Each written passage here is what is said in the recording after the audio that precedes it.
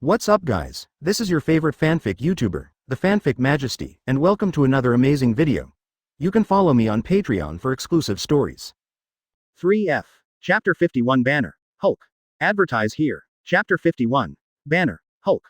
There was an explosion in a laboratory at the University of Corvo recently. A monster is suspected to have appeared.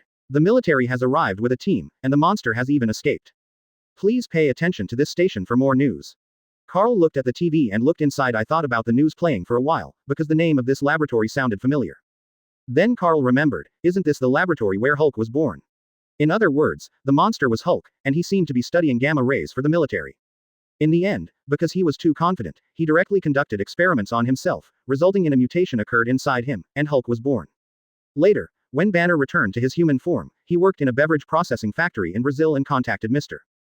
Lan. However, because blood dripped into a beverage bottle, Ross discovered him and knew that he had brought someone to arrest Banner, so he escaped. After returning to New York, he found that his girlfriend had a new boyfriend. Thinking of this, Carl couldn't help but feel sad for Banner. Later, the two seemed to reconcile, but he always felt that Banner had a green head. That is to say, my previous guess was correct. The sonic weapon Ross asked Tony for was used to deal with Hulk, and now it should still be Brazil, or... Carl took out his mobile phone to inquire about this aspect. Information. It was soon discovered that an old man's body mutated after drinking the drink, and it seemed that his blood was filled with gamma rays. Carl looked at the news in front of him and thought about it. Unexpectedly, this was news from a long time ago. According to the timeline, Dr. Banner should come to New York soon and meet his girlfriend. He would even meet with the military in the university later. Escaped after the war.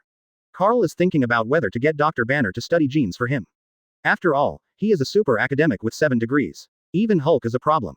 Carl has no solution yet. If Hulk comes out, Carl will have to avoid it temporarily. Edge. On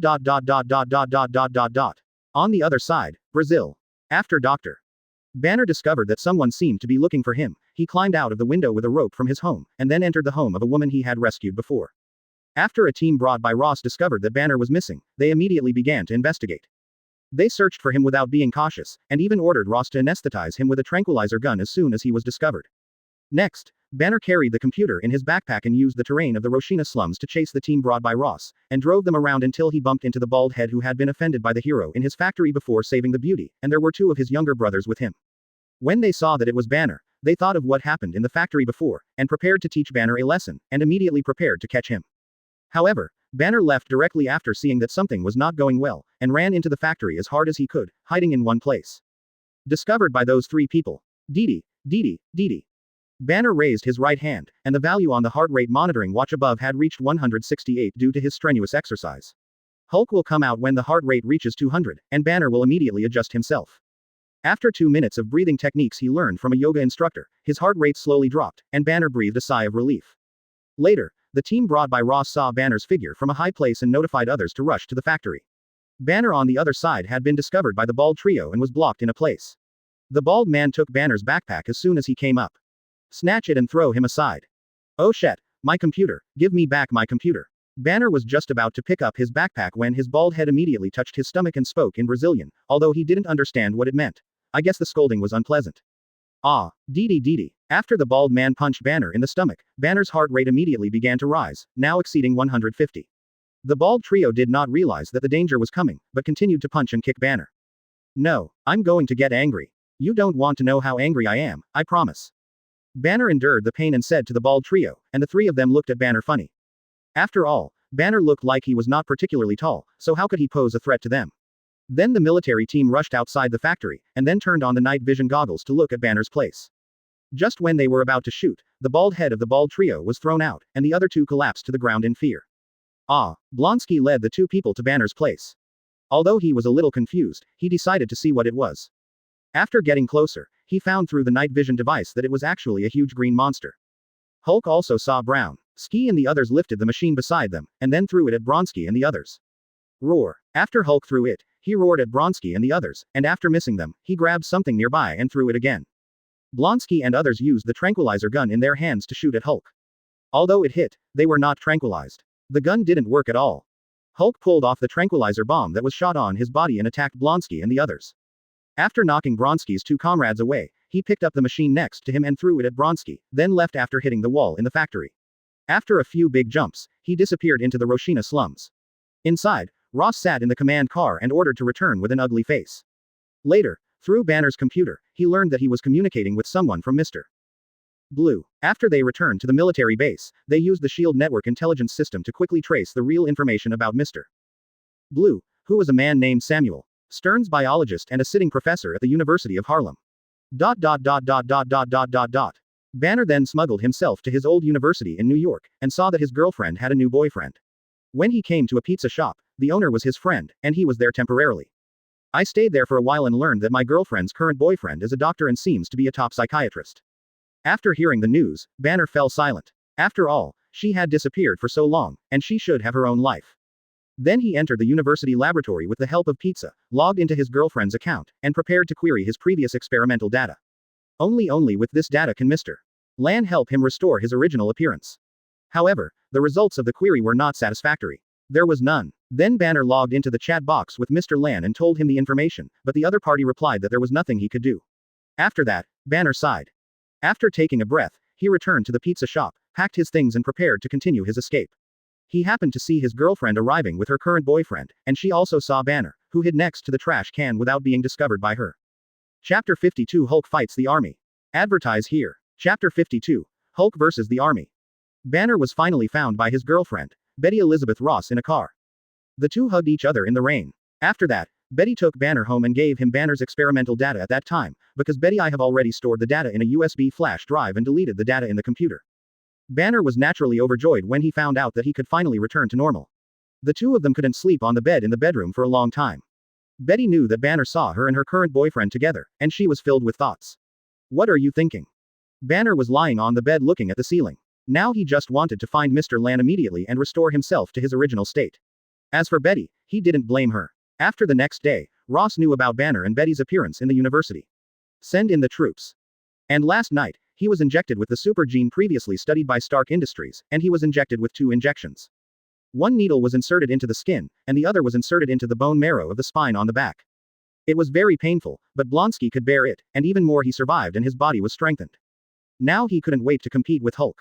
After all, it is not a complete super gene. After Blonsky's injection, his spine was abnormally prominent, but it seemed that there had been a psychological change.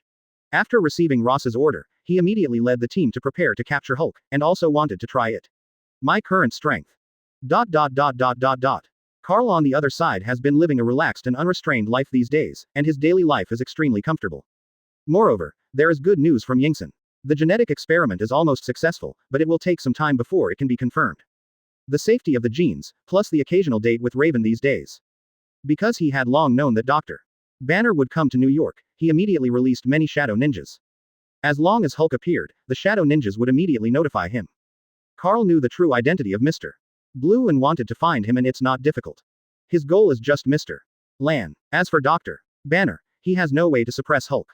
He doesn't consider it for now. If Dr. Banner suddenly transforms during the experiment, everything will be in vain. Maybe he would also kill several of his biologists, but this time it seemed that the military was hunting Hulk. After thinking about it, Carl disappeared into the manor. The next moment he appeared at the university where the army went, and then stood in the tall building, looks down at the banner below and in the library not far away. Banner, who fled to the library, did not expect the army to arrive so soon. He did not even notice it. After feeling that he could not escape, Banner swallowed the USB flash drive with his information in his stomach, and the next moment the army had arrived and fired tear gas at Banner in the library, but Banner no longer suppressed himself and took the initiative to let Hulk out. Roar. With the release of Banner, Hulk appeared and broke through the glass in the library. Upon seeing this, Ross directly asked soldiers, armored vehicles and tanks to attack him. With the bombardment of artillery fire, Hulk angrily moved the closest to him. An armored vehicle was smashed. And he grabbed the tank's muzzle, twisted it off, and used it as a weapon to smash the tank's body. Boom. Carl watched this scene from the top of a tall building not far away, and couldn't help but sigh in his heart, he is indeed the Hulk. As expected, Hulk was fierce, destroying the troops, armored vehicles, tanks, etc. brought by Ross along the way, but Betty saw a familiar tank and stood in front of it. Let him go, okay. Dad. Betty shouted to Ross inside the tank, and even called him Daddy in front of other officers. Upon seeing this, Ross also walked out of the tank, walked up to her, looked at her and said, "It belongs to the military, that's impossible. Take her back. No, if you hurt Banner, I will never forgive you in my life." After hearing what Ross said, Betty said to him angrily, and Ross waved his hands to several soldiers with a complex expression, and then the two soldiers carried Betty to the back. Ross looked at Hulk, who was destroying everything, and spoke to him. He put the instrument to his mouth and said to the other side. Blonsky, it's your turn. Okay, sir. Not long after Ross finished speaking, Blonsky's voice came out from the walkie-talkie. On the other side, Blonsky walked towards Hulk with a howitzer and continued to bombard him, beating Hulk repeatedly. Back away. After firing the howitzer in his hand, he picked up the rifle on the ground and rushed towards Hulk. Carl, who was not far away, couldn't help but smile when he saw this scene. He found that this Blonsky was really brave. He was injected an incomplete super gene would dare to commit suicide like this. Blonsky then performed a show on Hulk, causing almost zero damage. Ross asked Blonsky through the intercom to lure Hulk into the attack range of the sonic weapon and prepare the sonic weapon. After a while, two sonic weapons vehicles drove in from a short distance away. The soldiers got out of the cars and came to the sonic controller behind them. Blonsky also ran in the direction of the sonic weapons. Hulk immediately attacked Blonsky. A chase takes place, after Hulk comes within range of the sonic weapon.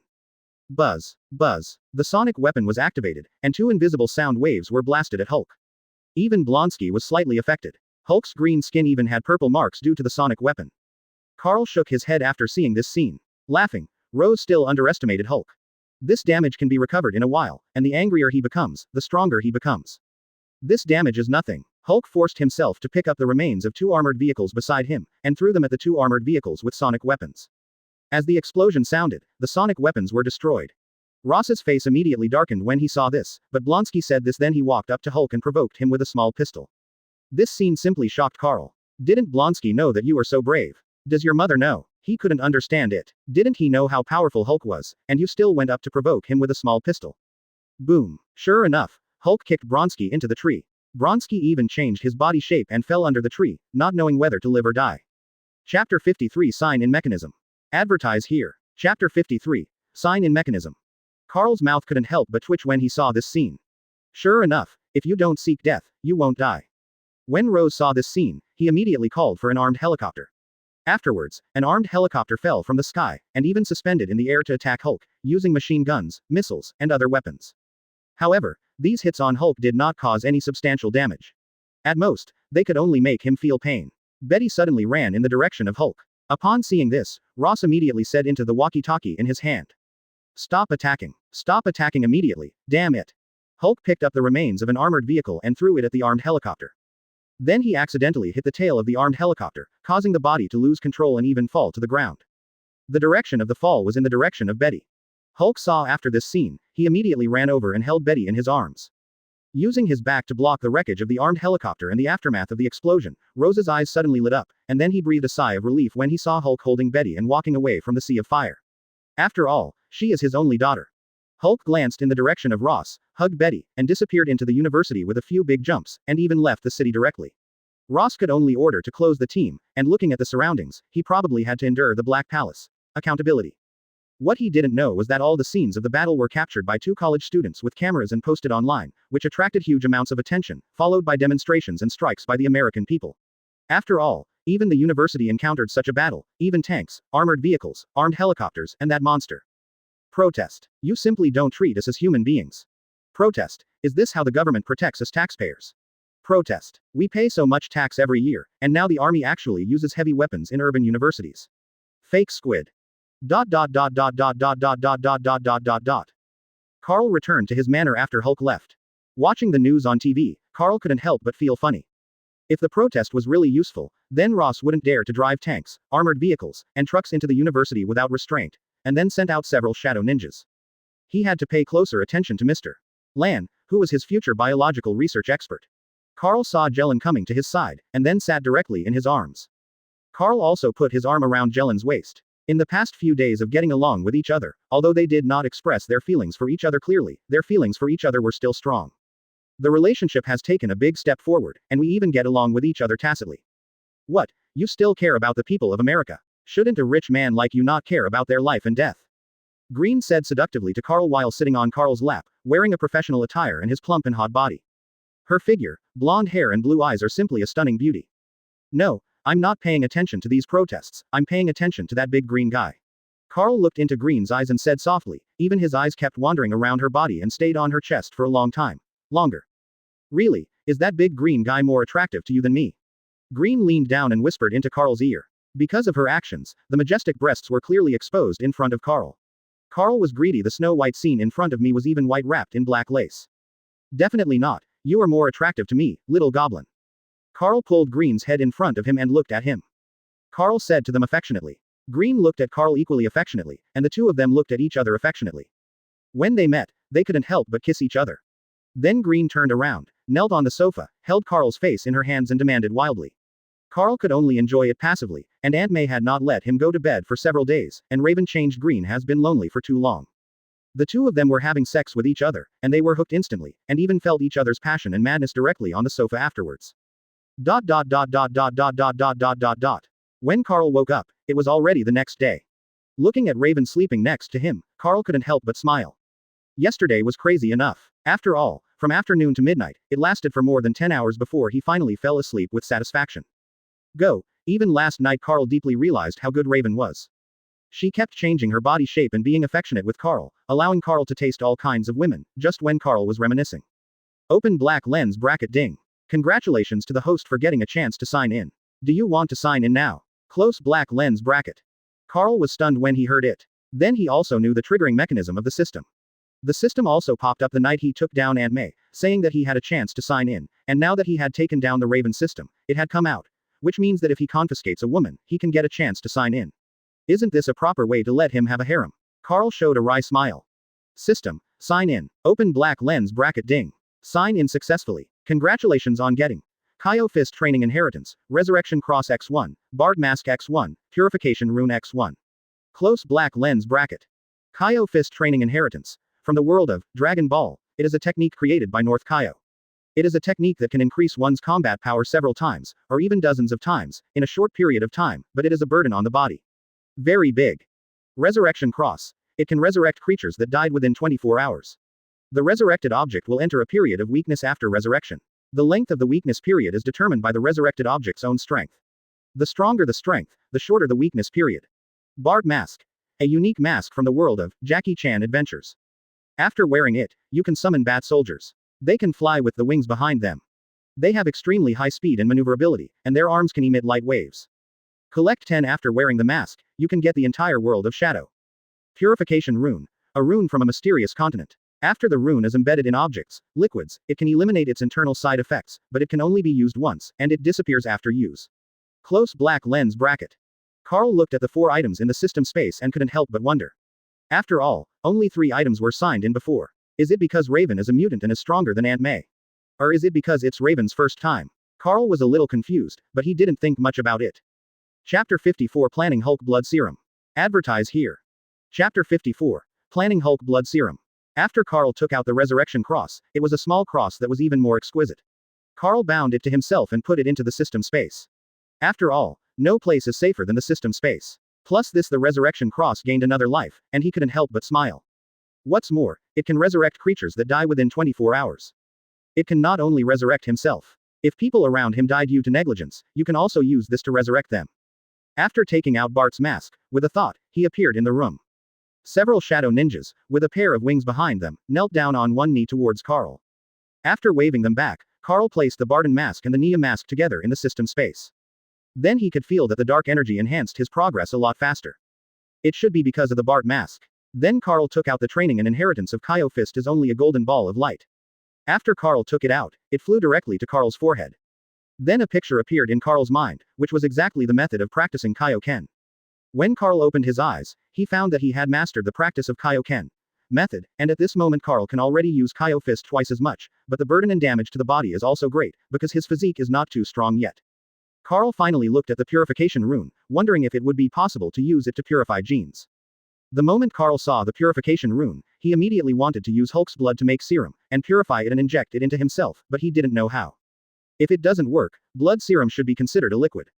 Carl squinted his eyes and decided to give it a try. If it succeeds, then his strength will at least be improved a lot. Carl, why did you wake up so early? Raven opened her eyes and said to Carl next to her. At this moment, she had changed back to her original human appearance, not the mutant appearance, although Carl didn't mind. But she still hopes to show her best side to Carl. It's late. The sun is shining. You were so tired last night. Take a rest first. I'll ask Aunt May to take care of you. I'll have something to do later. Carl lowered his head and kissed Raven, and then said to her gently. After all, there was quite a lot of fuss last night. Okay, Go and do your work. I'm fine, I'm just a little tired. Raven narrowed her eyes and said slowly to Carl. Then she didn't care at all that Carl couldn't accompany her today, because she knew that Carl's matters were usually not trivial. Even the matter of handling Stark Industrial shares is left to Aunt May, so Carl will only leave if there is a big deal. Okay, have a good rest, baby. After Carl said to Raven, he got up, put on his clothes and left.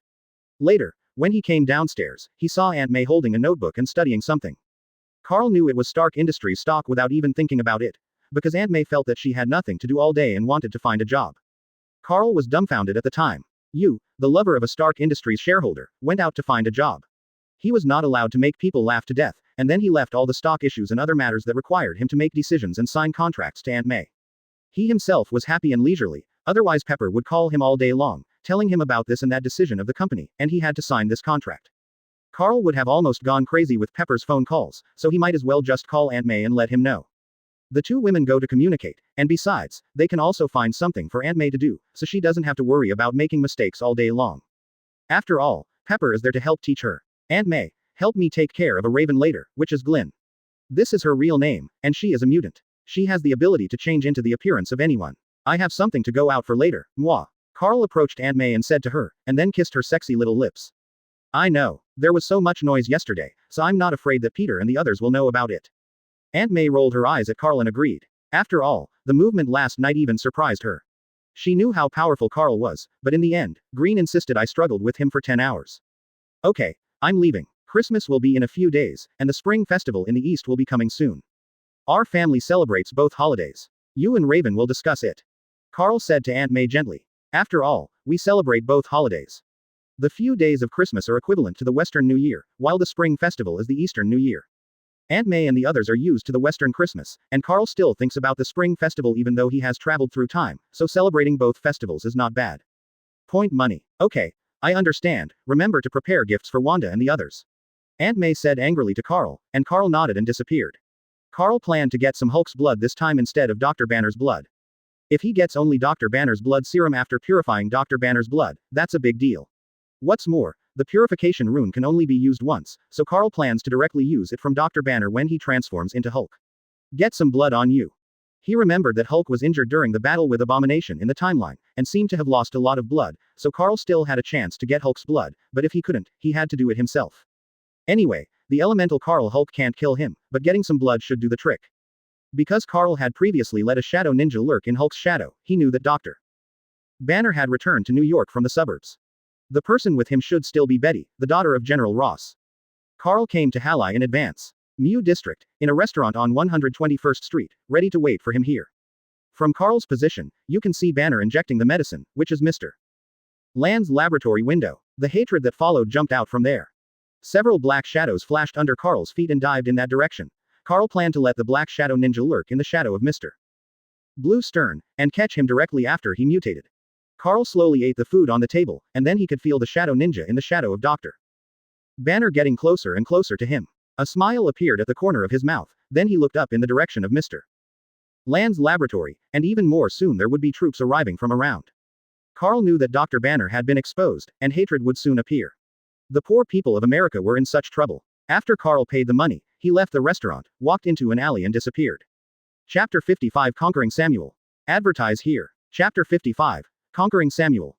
In Mr. Land's laboratory, after Banner lay on the experimental table, Samuel Stern, also known as Mr. Land, used electric shocks to stimulate drive Banner's temples. After that, Dr. Banner began to transform, and the bone marrow in his body began to grow and the skin became green. Just when Dr. Banner was about to control himself, Betty crawled in front of Banner, looked into his eyes and said, Bruce, look at me, you can do it, I believe you. Doctor, hurry up and inject. Oh, good, good. Afterwards, Samuel worked on the computer and found that it didn't work. He immediately walked to the other side and pressed the button, and then injected a can of purple liquid into the body that was about to complete the transformation.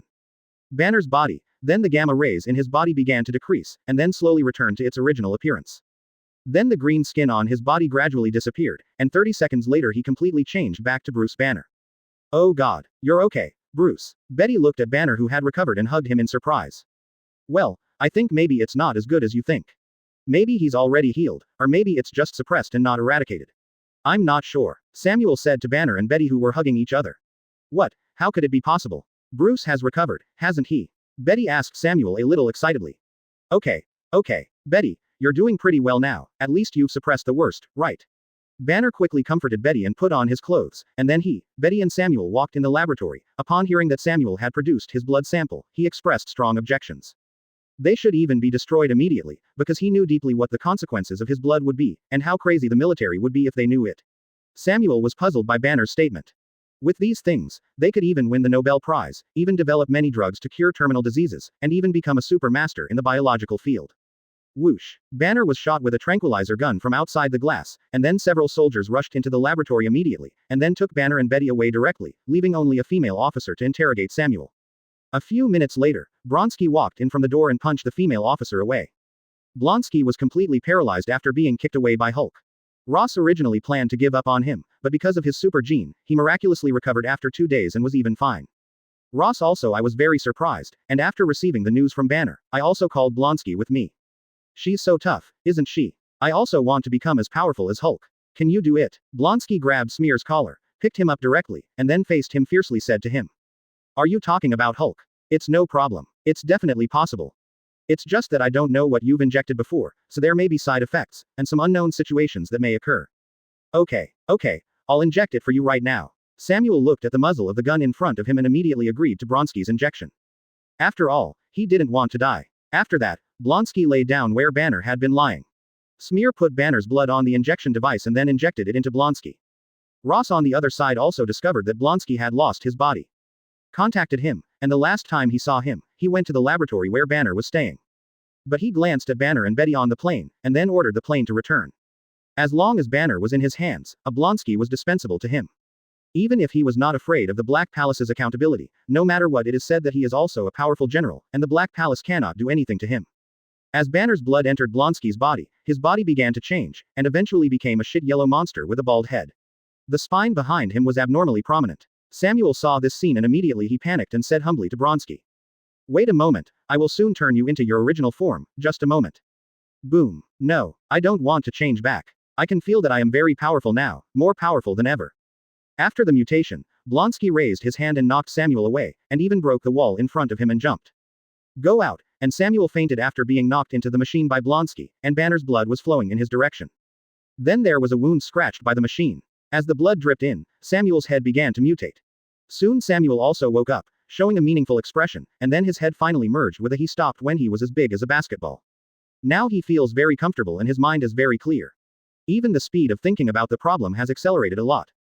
Just as he was escaping with a few Banner blood samples, many dark figures appeared in the laboratory, all of them were wearing ninja uniforms and looking at them with scarlet eyes. He immediately became vigilant and used his brain to think about whether there was any way to escape. Yes, Mr. Smear has really evolved. How about working for me? Carl suddenly appeared on a stool not far from Samuel, and the black ninjas around him knelt down on one knee when they saw Carl's appearance. Carl salutes. Carl looked at Samuel with interest. With his current IQ, he should be able to perfect Stark Industries' super genes. Who are you? Do you know that I will evolve? Samuel said to Carl cautiously. He did not expect that the other person would act as if he knew that he would evolve as soon as he opened his mouth. The reason why Carl did not say mutation was mainly to make it sound better. My name is Carl Augustin Jong. I am a shareholder of Stark Industries and a good friend of Tony Stark. I am also a super ability owner. I want you to work for me and I will take you to see a different world. You or not, do you like to study genes? I can give you more genetic research, even creatures outside the universe, and more powerful creatures, what do you think? Carl looked at Samuel and said lightly. Okay, I need a laboratory. Samuel agreed to Carl, because he was moved by the fact that it gave him more genes. Although his brain had evolved, he had no fighting power, let alone the other party. He was even more fascinated by the creatures in the universe. After seeing the power of Hulk and the person who injected genes, he couldn't wait to explore the world of genes. Chapter 56 Hatred. Advertise here. Chapter 56. Hatred. The reason why Samuel was so easily subdued by Carl was that his name as a shareholder of Stark Industries also played a big role, because research is the most expensive. If he had no money, how could he study genes, let alone he is just a PhD, and his savings are not enough to support his research. Even if he can get money from unknown sources, it will only be a drop in the bucket, not to mention that there are some experimental facilities and other things that ordinary people cannot buy. And what does Stark Industries represent? It represents the Green Franklin, which is simply a symbol of wealth. Ever since Tony Stark announced that he was Iron Man, Stark Industries stock has risen rapidly, and even Carl's worth has risen a lot. Even it has reached the level of tens of billions. You must know that Carl only used $200 million as capital at the beginning. Definitely, Tony and I have a biological laboratory, where we are studying the super genes of Stark Industry, similar to the ones injected by Captain America during World War II. If you are interested, you can join it. I also have all the major mutants genes. Definitely, I can study all of these for you, but I have only one condition: I need your loyalty, otherwise. Carl said to Samuel lightly, and his tone became dangerous later, and then his eyes flashed a red light. A red laser shot out of Carl's eyes, shooting the stool next to Samuel in half. Definitely, as long as you study genes for me, I can create any gene serum for you. Samuel said respectfully to Carl. After his brain mutation, his thinking was unusually fast, and he immediately understood Carl's purpose, and expressed his loyalty. Very well, these shadow ninjas will enter your shadow. If you betray me, they will pierce your heart with weapons. I will not bring them back until I trust you. Carl looked at Samuel, nodded with satisfaction and said. Definitely, boss, can you take me to the laboratory now? It would be better if you could take away all Dr. Banner's serum. Samuel said to Carl without any objection, and then proposed to go to the laboratory and will all of Dr. Banner's serum was taken away. Okay, they will take you to that laboratory, and they will also bring all the blood samples for you. Okay, you go first. Carl naturally agreed. After all, if this thing is researched, the benefits are not small, and then two shadow ninjas appeared behind Samuel, leading him into the shadow world and sneaking towards Yingsen's laboratory. And the remaining shadow ninjas took all the bags and test tubes containing Dr. Banner's blood in the laboratory into the shadow world and brought them to Samuel. Carl took out his mobile phone and dialed Yingsen's number. I had to notify him somehow, and he was connected after a while. Yingsen, I have arranged for a PhD in biology to come here, and his scientific research ability is very strong, but he has not gained my trust yet. You can let him join the research on super genes. I have the means to monitor him. Carl connected. After Yingsen called, he said directly without being polite to Yingsen. After all, he had to get Hulk's blood later. Okay Carl, I know, I have seen him, he was brought here by your ninja. Oh shit, his head is so big. After hearing what Carl said, Yingsen did not think that Carl suddenly arranged a man comes in feeling dissatisfied. It would be better if someone could help him. Although there are several doctors in the laboratory, their abilities are not outstanding. After Carl hung up the phone, he disappeared. Instead, he came to the roof of the building on 121st Street and looked down at the crazy Bronski below. No, it should be hate. ... Hulk, come out. Ha ha ha ha ha. I won't lose this time. Boom. Abomination smashed up the streets and raised the car next to him to hit the army that attacked him. Ross did not bring many people this time, only a few jeeps and an armed helicopter, and he himself brought Banner and Betty. They had already left, leaving only a few jeeps and two groups of soldiers. When they saw Abomination, they thought it was Hulk and immediately attacked him. You must know that this is a downtown area and is surrounded by people and shops. There is not a lot of traffic. Phew. Boom. General, Hulk was spotted on 121st Street, headed north on Broadway, requesting support. A soldier contacted Ross on the plane through the intercom, and Ross glanced at Banner and Betty. Hulk was not Banner. Well, he's here now, so who is that Hulk over there? Soldier, transmit your video here. Ross said into the room with a walkie-talkie. Yes, General. As soon as the soldier finished speaking, a screen on the plane showed a picture of a monster uglier than the Hulk destroying the streets and attacking the army. The soldier picked up a rocket launcher and pointed it at the Abomination. Emission. Boom. Although it hit, it did not cause substantial damage, and even attracted the attention of Abomination. He took a few steps, jumped onto the jeep with a big jump, and made fists with both hands to smash down on the soldier holding the rocket launcher, and the picture also appeared because of the hatred was interrupted. The soldier and the jeep were undoubtedly smashed by the hatred. Abomination even lifted up the entire jeep and threw it into a store on the street next to it, causing many casualties. Ross, Banner, and Betty on the plane also guessed what happened after seeing the video interruption, and looked at each other in silence, and then Banner he opened his mouth and said. Let me go back. Only I can deal with him now. Otherwise, if he keeps destroying it, it will only make things worse. No, Bruce, you are not sure whether you can transform now. If you can't transform, you will die. Betty grabbed Banner's arm and said excitedly, because Banner had been injected with medicine before, and it was successful. Pushed Hulk back. No, Betty, I have no choice, because he was created with my blood, so only Hulk can kill him. Banner let go of Betty's hand and said to him affectionately.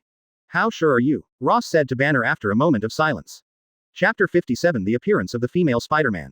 Advertise here. Chapter 57. The Appearance of the Female Spider-Man. At least it won't make things worse. Banner looked at Rose and said solemnly. Return. After Ross was silent for a while, he decided to return. After all, this was a downtown area. If there were a lot of casualties, he already estimated that even the general would have to take off a star. If it was not solved, the consequences would be beyond his ability to bear. Although he does not care about the voices of some people, he will still have a headache if the Black Palace is held accountable and the justice is held accountable. If there is an ups and downs, it will not be fun. What kind of position can be as comfortable as a general with real power and a large number of troops? In normal times, even the president has to give him 3 points of respect.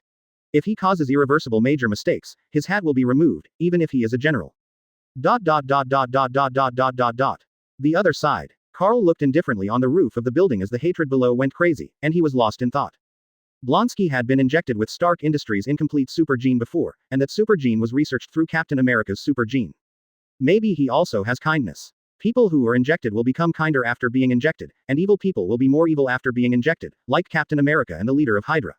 However, this effect should not be as severe as Captain America's. Instead, it is subtly changing Blonsky's mind. In addition, being defeated by Hulk twice, and even causing total paralysis the second time, made him more hungry for power, and even more changed. Psychologically twisted, he couldn't wait to know that injecting Hulk's blood would give him greater power. Because the old man who drank Banner's blood before became as powerful as a super soldier, but mutated, and his eyes were full of anger, Blonsky naturally saw it from this, so he threatened Samuel injecting him with Banner's blood. He even ignored Rose's orders and even lost his headset. At this time, Abomination was suddenly shot away. Carl couldn't help but look in the opposite direction where Abomination flew backwards. When he saw it clearly, his eyes were shocked and a little incredible. It was a woman wearing a black and white tights and a hood. There are even spider patterns on the clothes. Isn't this Spider-Man? At this moment, Carl felt that his brain was a little exhausted.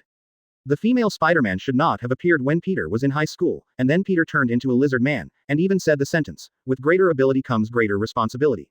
According to Carl's observation, the Spider-Man in this world should be Peter, and now he is just a little kid, but where did this female Spider-Man escape from? Carl thought for a while, is the Osborn group still researching super spiders? Then she was bitten by a spider and then imitated Tony and became a superhero. After all, Tony has almost gone viral on the internet, and his fans are everywhere. While Carl was thinking, the female Spider-Man swung the cobweb and kicked Abomination away again.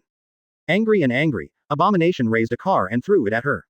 Originally Spider-Man was going to avoid it, but after seeing the people in the car, she could only resist and used cobweb to connect the surrounding buildings to form a spider web. The car fell directly on it, and then she immediately rescued the people inside. Ha ha ha ha ha ha ha, little bug, see how many you can save. Abomination laughed loudly after seeing that the other party actually saved people, and then threw all the surrounding cars in the direction of Spider-Man, and Spider-Man can only constantly reduce the impact of the vehicle. And used cobweb to control the vehicle within the cobweb just now, and quickly rescued the people inside. Even if her reaction was not weak, coupled with flexible movement and cobweb, there would be times when she made a mistake.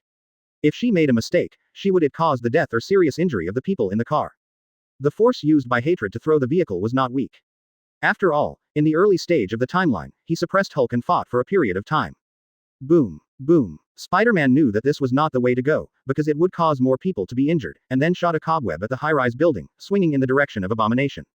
Only she and Abomination in close combat could ensure that he would not hurt the people. Carl looked down. The female Spider-Man narrowed her eyes. He was not sure whether the other party was Gwen Stacy, but it was very possible. After all, the figure of this female Spider-Man was not as plump as that of an adult. But the scale was not small, and it could be vaguely seen that she was still a little green. Regardless of whether it was true or not, Carl decided to find out later.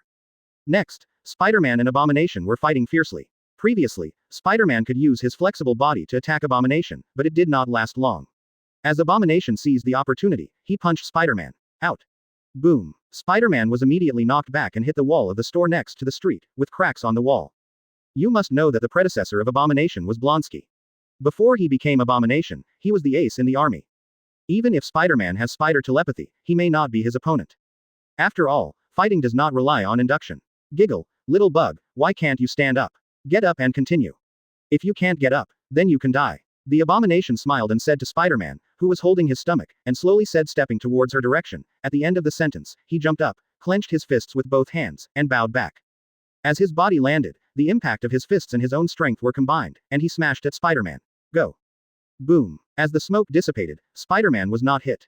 After all, she also had spider telepathy, but even though her physique had improved a lot due to the spider bite, she still couldn't resist the full force punch of hatred.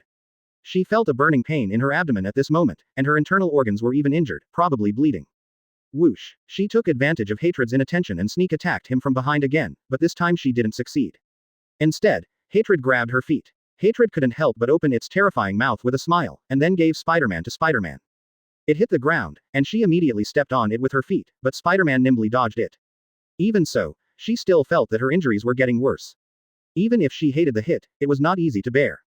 She already knew that she couldn't fight anymore, otherwise she would probably die here. Then she limped and shot out a cobweb and was about to leave, but how could the hatred let him go? She picked up a car fragment next to her and pointed it at the cobweb. Throw it away. And it was a direct hit, causing Spider-Man to fall directly to the ground. If she was not injured, she might not have fallen, but her stomach and abdominal area were particularly painful at the moment, even burning. Chapter 58 Hulk vs Abomination. Advertise here. Chapter 58. Hulk vs Abomination. He hates those who originally planned to take advantage of the victory, and those who come out to obstruct him will die. Boom. But Abomination heard a noise and it was very close to him. He turned around and saw a big pit with a big green hand sticking out of it. Slowly crawling out of the pit, he immediately understood who it was. Hulk. Hulk. Ha ha ha ha ha ha. You finally came out. Hulk. Hatred shouted to Hulk excitedly, and ran in the direction of Hulk. When Hulk saw the other person running towards him, he showed no sign of weakness. Run towards the other person. Boom. Two huge amounts of monsters collided, but Hulk was knocked away directly. It should be due to the medicine injected by Banner before, which caused Hulk's strength to become weaker. After seeing that he was slightly better, Hatred became even more excited and started attacking Hulk like crazy, punching it one after another. But Hulk was not a vegetarian. Even though his strength was much weakened, he still kicked Abomination away. He picked up the car next to him and threw it at Abomination. Abomination easily dodged it, and then the two started punching each other. Real man boxing. Roar. Hulk, who continued to be beaten, finally couldn't help but roared at the Abomination, and then his strength increased. He attacked the Abomination again and knocked it directly into the ground. The Abomination was not that easy to die. Seeing Hulk, I became excited again after getting stronger. Boom. Boom. The two collided and were evenly matched. Because Hulk's previous strength was weakened, he only returned to his original strength this time. Carl on the other side did not care about the battle between Hulk and Abomination. After all, they were not that quick to fight. Done. Don't rush. He used psychokinesis to levitate himself in the air, and flew to the place where the female Spider-Man left just now. He wanted to see who this female Spider-Man was. After passing through a dark alley, Carl discovered the female Spider-Man. Spider-Man, she was paralyzed on the ground, completely weak, and there was a pool of blood on the ground. Carl couldn't help but shook his head. He didn't even dare to go up and take a punch from Abomination, but she withstood 2 attacks from Abomination. No matter how powerful the spider serum is, it can't withstand it. After all, it is a monster created by Banner's blood. Carl then landed in front of the female Spider-Man and found that she was unresponsive. She must have fainted. Ordinary people should take it. Even with the spider serum, she had to withstand it twice without being knocked unconscious. Carl walked up to the air conditioner and took off her mask. She had a beautiful and green face. Sure enough, Carl guessed it right. It was Gwen Stacy. Carl shook his head and read hard. Well, what kind of superhero do you think you are? Why don't you think about your parents? What if they attack your parents? Carl carried her back to his original position. He had no intention of giving her fairy beans. They were not related, so how could Carl give her such a precious thing? You know he only had 3 of them now. But to save his life, Carl was planning to give him one later, but Gwen let it go. He was not familiar with it, and at most he would send her to the hospital or throw it back to her home. After Carl returned to his previous position, Hulk and Abomination below had already fought to the other side. Seeing that Hulk was about to lose, Ross ordered the helicopter to attack Abomination. Finally, Abomination jumped to a high building and grabbed the helicopter's arm. Supporting the pole, Hulk also grabbed the Abomination from behind. Behind them, they all fell to the ground, and the helicopter also fell. Seeing that no one was interfering, Hatred immediately continued to attack Hulk, while the helicopter on the other side was leaking oil, and Betty and Ross inside struggled to climb out of the helicopter. Go. But Hatred obviously wouldn't let them get what they wanted. After kicking Hulk away, he stepped on the helicopter, not caring that the person inside was once his commander.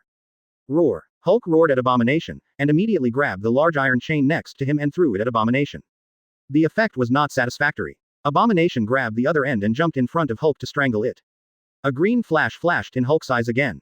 With the light, Carl knew that Hulk was going to become stronger again, and immediately asked the Shadow Ninja to collect blood from his wound. While Abomination trapped Hulk, Sombra Ninja soon collected Hulk's blood, which was as much as a test tube. As soon as Sombra Ninja collected Hulk, he broke free from the chains. After he knocked Abomination away, seeing that the helicopter was surrounded by flames, he took a step in the direction of the helicopter and put his hands back together quickly. Boom. The generated wind blew away all the surrounding flames.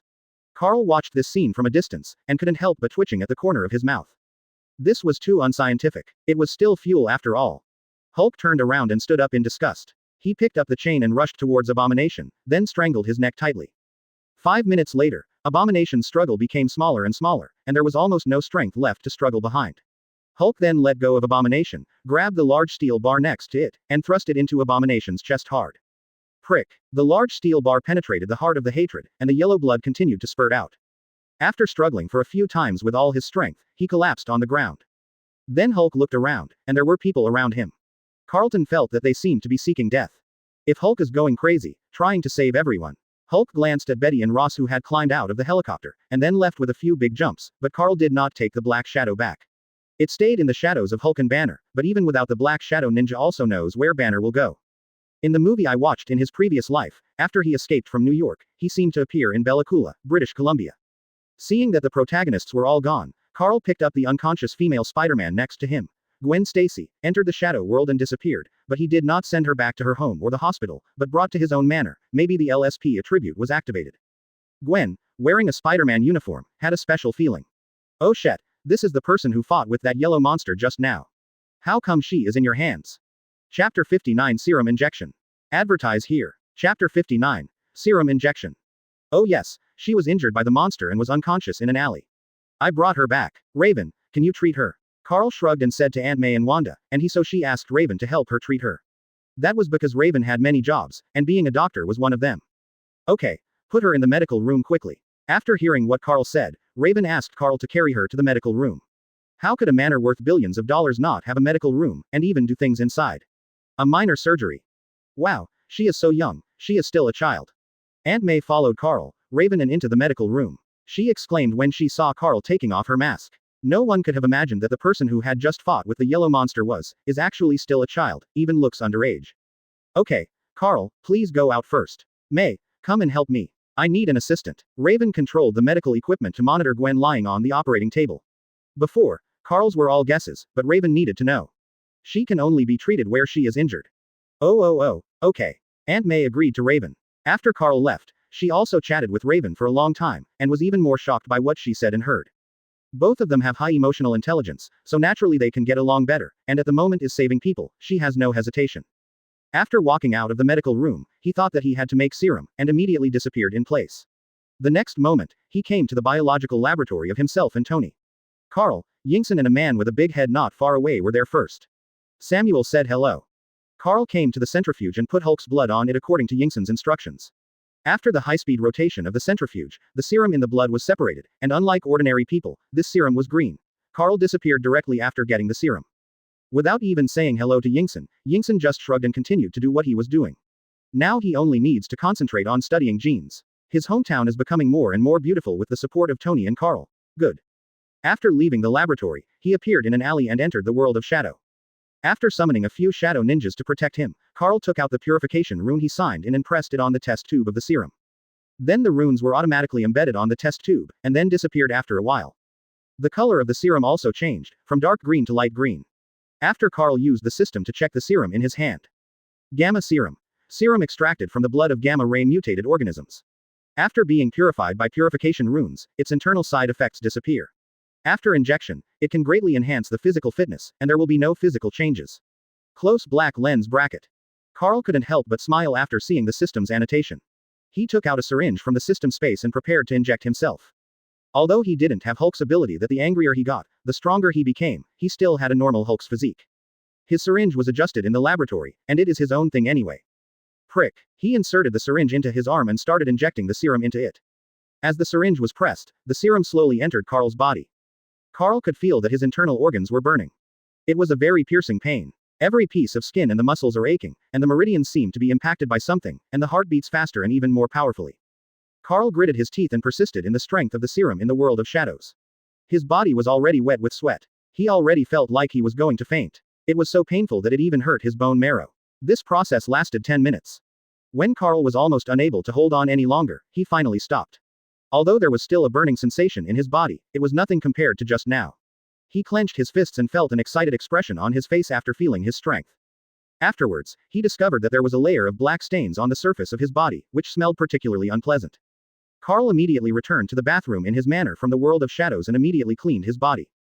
However, due to his greatly enhanced strength, as a result, a lot of things were broken, and the handle was even ripped off. After putting on his clothes carefully, Carl disappeared into the manor again. The clothes were too fragile and they broke when he pulled them lightly. It took him 5 times to put them on again. Carl appeared at the foot of a big mountain, surrounded by people everywhere. Stones and file sizes vary. Then he lifted rocks here to exercise his control over strength. Although there is a gym at home, how could it be suitable for Carl who now has normal Hulk strength? Now he can lift rocks weighing several tons at any time. He is at the foot of the mountain. It took nearly 3 hours of practice before I could barely control my strength. Due to his improved physique, he can now summon a total of 10,000 shadow ninjas, and even 2 shadow ninjas can summon 10,000 at the same time. The ability of the frozen fruit has also increased a lot, and he can control the power of freezing more easily. Moreover, due to the enhancement in all aspects, psychokinesis has reached a terrifying level. He controlled psychokinesis to destroy a multi-ton boulder without any effort. Carl felt that if he flew with all his strength now, he should be able to reach Mach 1 to 2. He did not actually calculate it. Seeing that it was getting late, Carl returned to his manor, but the manor was in a mess. Carl's eyes narrowed slightly. The next moment, there were black shadow ninjas all around. Carl walked into the place where the speedster had been parked before, and found that it was not there. Not even Aunt May, Raven, and all of them were there. Carl's heart was filled with anger. The people around him were furious. Shadow ninjas continue to emerge, and the entire manor is covered with shadow ninjas, a total of 20,000 shadow ninjas. From a distance, it looks like a dark place. Carl suddenly thought of something. After taking out his phone, he happened to see the message Jisoo sent him, as well as the calls from Aunt May and Raven. Because in order to prevent himself from crushing the phone, he put it in the system space. I don't know the information or phone number. Chapter 60 Red House. Advertise here. Chapter 60. Red House. Boss, there was an attack at home. I have covered May, Raven, and Wanda to evacuate. When I couldn't contact the boss, I called Mr. Tony Stark for support, and now we are at Mr. Tony Stark's home. He breathed a sigh of relief after looking at the message G-Speed sent him. After that, all the shadow ninjas disappeared, and he himself disappeared from the place. The next moment, he appeared in Tony's mansion and found Aunt May, Raven, Wanda, and Pi. Lot, Peter, and the injured Gwen were all there, while Pepper was chatting with Aunt May. Hey man, where have you been? Your home was attacked. Oh shit, you didn't tell me you had a shapeshifting King Kong. Do you know how surprised I was? Tony saw Carl suddenly appear. Then he spoke and began to speak to Carl in an unbelievable tone. Yes, there is a shapeshifting King Kong movie in this world, and it is the kind that is released globally, so Tony is so surprised. After all, shapeshifting King Kong is a real Autobot, and there is a lot of technology included in it. You didn't ask. Okay, let's discuss this issue later. Who attacked my house? Have you found out? Carl interrupted Tony's excitement and said to Tony with a gloomy face, while chatting with Pepper on the other side. And Raven, who was taking care of Gwen, also looked up at this place. We should have found them. They are an organization called the Red Room, which specializes in training spies. They are actually female spies. However, I can't even find any trace of them with the help of Stark Industries satellites and JARVIS. Tony called up his own information and explained it to Carl. Carl narrowed his eyes as he looked at the information in front of him. Red House. The previous generation of Black Widows had come to his manor. They wanted to apply for a housekeeper but were not selected. Could it be that they wanted to use the people around them to threaten him? Okay, I understand. Thank you, Tony. I know where they are. If you dare to attack the people around me, you must be prepared to die. Carl turned around and said to Tony, but the last part of his tone revealed the killing intent made Tony shudder. Want to help, man? Tony asked Carl. After all, the other party is also a spy organization, so it must be more difficult. Just take care of them for me, I'll take care of them soon. After Carl said to Tony, he disappeared. Tony asked JARVIS to start the defense facilities in the villa. There were protective shields being lowered around the villa, and some walls of the villa where various weapons appear inside. Just kidding, as the world's #1 arms dealer, how could his home be an ordinary villa? Not to mention placing a nuclear warhead under the villa, he would definitely need a few missiles and machine guns. Even if he doesn't sell arms now, he doesn't. Will get rid of these things, even though he is Iron Man. Carl knew that the base of the Red House was in the sky above Belarus. It was an air fortress. Not only that, it could also be hidden. Carl only knew about his wounds in that city, but he didn't know where they were. But with the Black Shadow Ninja looking for him, there was no need to do so. Too easy. Carl was galloping in the world of shadows, and after a while he followed the direction and came to the sky above a city in Belarus, and through the shadow perception, he realized that there was a place in the sky for the Shadow Ninja to go out from, and the Shadow Ninja could only appear from a dark place. Then why is there a dark place in the sky? That should be the headquarters of the Red House. In the Red House base at this moment, Taskmaster looked at the people below and roared angrily, because they did not bring back the people around Carl, then they would not be able to control Carl. Then Taskmaster said to a woman next to him, "Get rid of it." After that, the woman next to her led a few people to kill the women just now, and she was Yelena, the current Black Widow in the Red House, and the sister of Natasha Romanoff. She did not care about the begging and wailing of those women at all. Kill them all directly. Rather than staying here, death may be the best solution for them. The Red House can be said to be like a devil's cave. They will let a group of girls live together, make them friends, and then send them to the snow to survive. They only give them the survival supplies for one person, which means that there is only one people can live, and they will teach them various skills, etiquette, culture, dance and knowledge needed for spies, and they will remove their uteruses so that they will never have children. And they have to continue to complete espionage and assassination missions. Once they fail, what awaits them is death.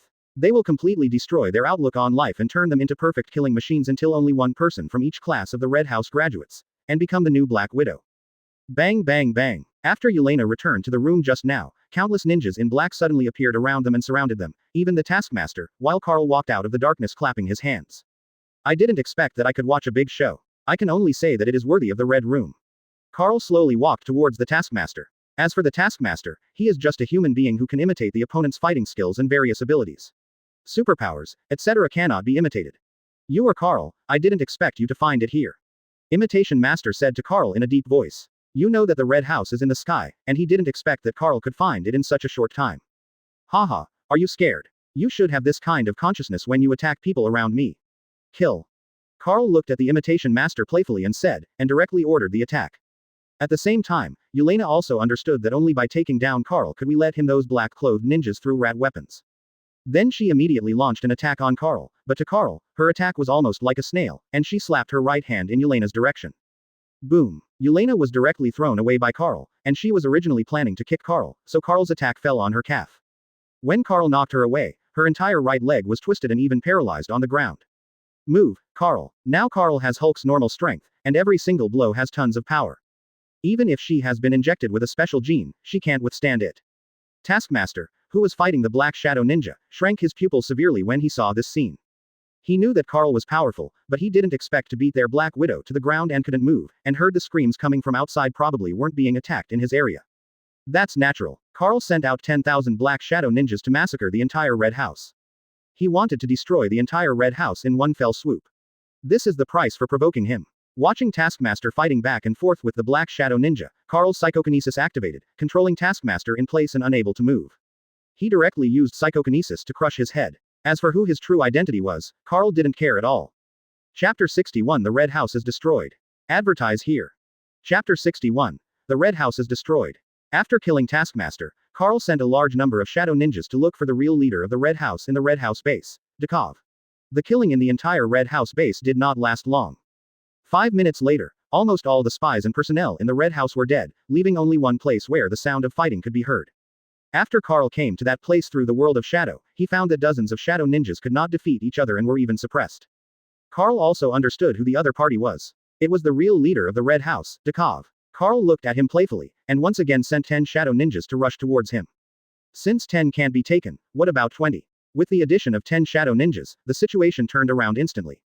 Wounds began to appear on Dekov's body, but they recovered after a while. Kaner narrowed his eyes slightly when he saw this. He must have injected some special gene, considering that Natasha Romanoff is still so young. Several shadows slipped out from under Carl's feet and dived outside. He planned to send the shadow ninjas to look for them to see if there were any genetic potions, or genetic research data and infinite formulas. No, the infinity formula injected by Nick Fury actually belonged to HYDRA in the first place. Why does Nick Fury exist? Naturally, after the end of World War II, S.H.I.E.L.D. absorbed many HYDRA scientists. They brought him. After Nick took the position of director, he naturally knew the infinite formula and immediately started injecting himself. It just requires regular injections, not just one injection. But it can slow down the aging of body functions, which is equivalent to extending lifespan. Even if injections are continued, it will make countless people crazy. There are countless rich people in the world who are dying, especially the richest country in the world with a piece of cloth on their head. Carl watched Dekov continue to be beaten, and was soon subdued by the shadow ninja. Carl walked up to him and used psychokinesis to crush his head. Before that, Dekov opened his mouth, as if he wanted to say something. Carl definitely knew that it was HYDRA who instigated him to do this. Even the Red House was inextricably linked to HYDRA, and Carl had known it for a long time. Carl has a deep understanding of what he said on the forum in his previous life. HYDRA has the final say whether Marvel is in chaos or not. They are everywhere, and Carl also knows that this is HYDRA who wants to attack him, but he doesn't know which lineage of HYDRA it is, otherwise, should he go and destroy all HYDRA? Stop making trouble, let alone the fact that some HYDRA are now high-ranking government officials, not to mention the fact that HYDRA is everywhere. If he kills everyone, let alone being wanted by the government, if he kills everyone for HYDRA, that is not robbing the captain. Is it America's job? The old man came out of the ice and had to move no matter what. Although Carl is not afraid of being wanted by the American government, and he will be safe even if a nuclear bomb falls, he is expected to receive a lot of interruptions. Is he going to kill the president? Then America can't fight him directly. Even Nick Fury will fight him with all his strength, and if the government makes conditions for Mutant, Magneto will not be able to bear it, and Charles will take action again. It's not that he's afraid, but it's unnecessary. After all, he still has to take Aunt May and the others to live. It's better to wait for that line of HYDRA to jump out on its own, and then Carl goes to catch them all. The first time will be the second time, and he doesn't urgent, this time the Red House is just a warning. After Carl came to the warehouse at the Red House base, he found many special materials and experimental facilities. Even vibranium weighed 50 kilograms. Carl naturally laughed and accepted them all. There was a whole safe of US dollars in it. Carl asked the Black Shadow Ninja to take it. They were all sorted out, and Carl then put them all into the system space. After some searching, Carl found a genetic medicine injected by Black Widow. There were only 3 pills left, but the research data were also in the box. Carl couldn't help but smile. Later, Carl was in Dekov's room. After finding the information about the infinite formula and collecting them all in the system space Zihu, Carl took out the time bombs from the world of Shadow and asked the Shadow Ninjas to place the time bombs everywhere in the Red House base. Carl came to the control room. After some operations, the Red House base began to move and flew to the suburbs outside the city. Carl then asked the Black Shadow Ninja to disappear into the base with Yelena. 10 minutes after they disappeared, the Red House there was an explosion at the base, and the explosion swept through the entire base. After that, it fell to the ground, but it was just some remains of the base, and people in the city naturally noticed the movement.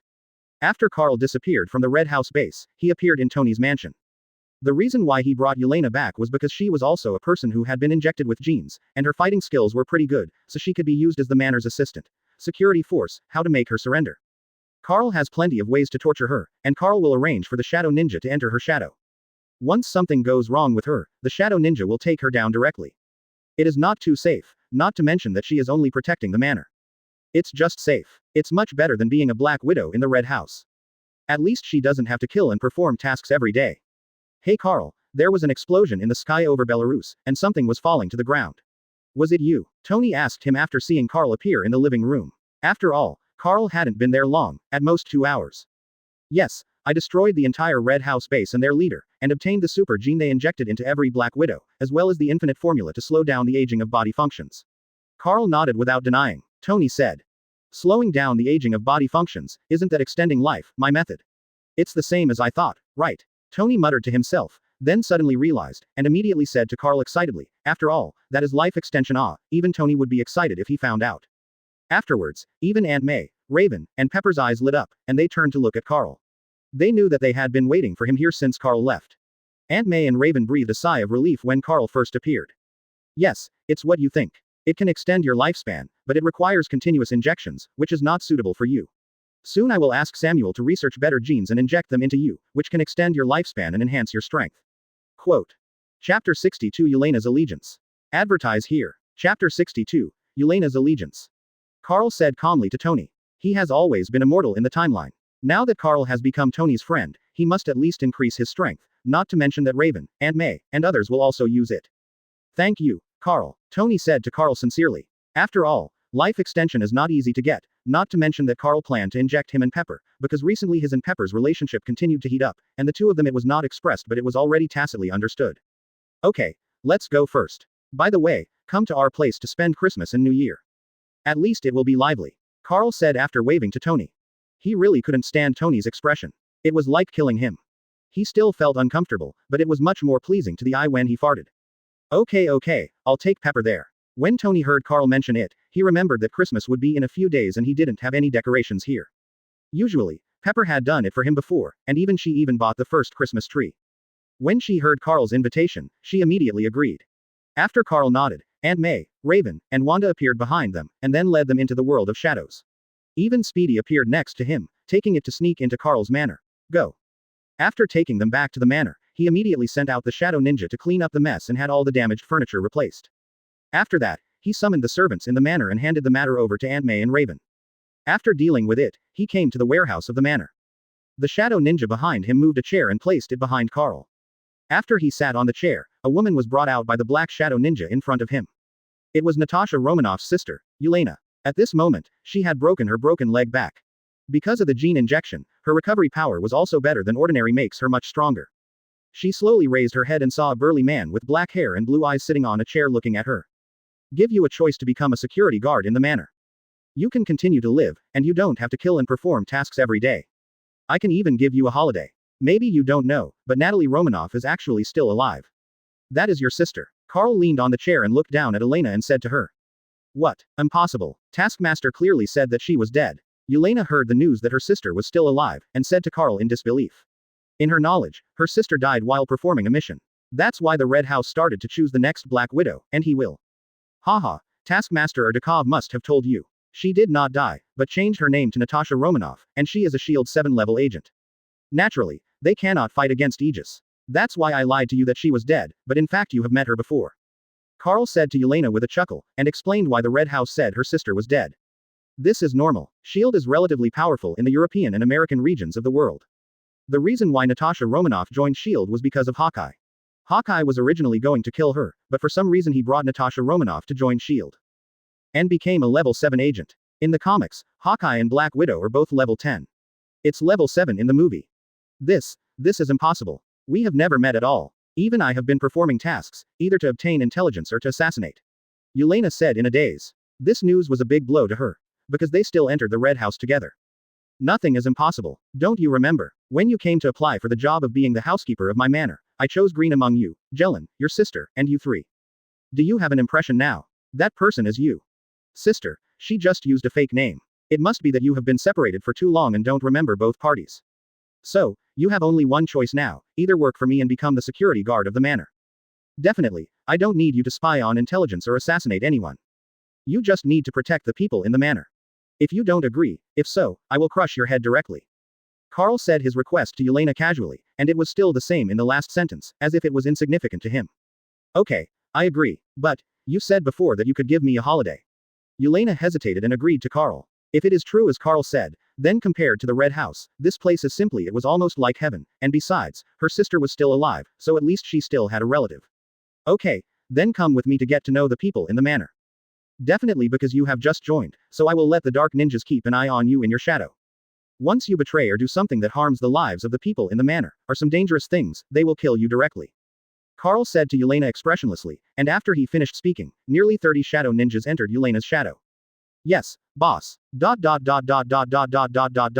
After he appeared in front of Aunt May and others with Yelena, and told them that they were the security personnel of the manor in the future, Aunt May was a little surprised, but she didn't say much. Carl's arrangement naturally had his intentions. After getting to know each other, after a circle of people, Yelena was taken away by Raven. After all, she had just straightened her feet and had to let Raven show her. On the other side, Gwen woke up in bed, and after seeing the unfamiliar and luxurious ceiling, she became wary, but found that her clothes had been changed, and the spider battlesuit was not around. She immediately understood that her identity was exposed. Then the room door suddenly opened. Gotta, hey, our little Spider-Man is awake. After Carl walked into the room, he happened to see Gwen sitting on the bed thinking, and then he joked loudly, and Gwen's appearance made Carl's eyes light up. Her golden hair, beautiful face, and hazy feeling when she just woke up make her look particularly attractive. Who are you? Where am I? Gwen looked at the handsome man with black hair and blue eyes who pushed the door open, and asked a little doubtfully, but at this moment, her muscles were all tense, and she spider telepathy is telling her to escape from here immediately. The man in front of her is extremely dangerous. Chapter 63 Gwen wakes up. Advertise here. Chapter 63. Gwen wakes up. Me, I have many identities, but to you, I should be the one who saves you, Spider-Woman. Carl walked to a chair aside and sat down, looking at Gwen with a non-smile. He was very curious about Gwen. How would he react if he knew her identity?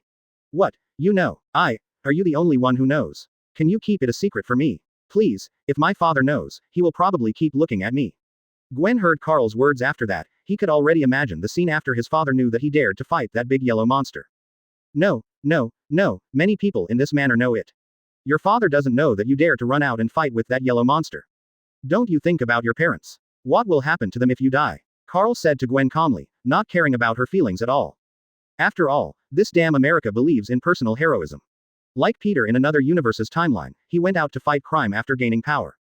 In the end, his uncle even died in front of him.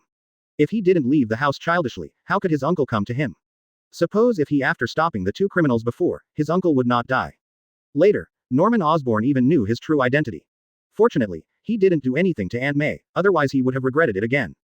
The personal heroism that America believed in would not consider his own family at all. Did he think he was Uncle Punishment? He comes out to kill evil people after his whole family is dead. Even Daredevil is just a lawyer by himself. He goes out at night, and his family is not rich. He comes out to imitate others and become a superhero, and even kills his own uncle. Carl actually doesn't like Spider-Man that much, because in some universes Gwen also died because of him.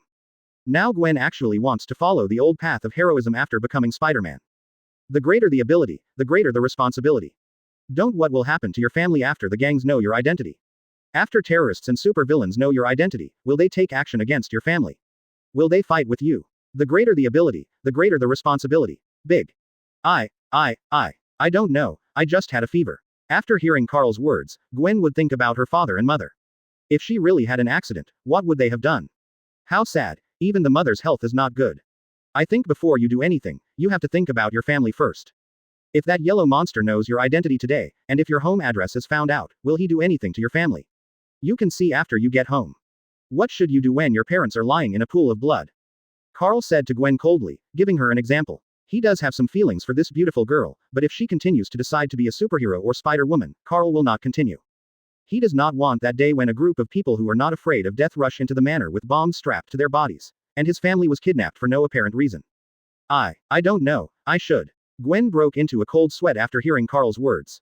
She was already dead even after being hit by Carl twice. If her physique hadn't improved a lot, maybe he was already dead, and his parents definitely couldn't bear it.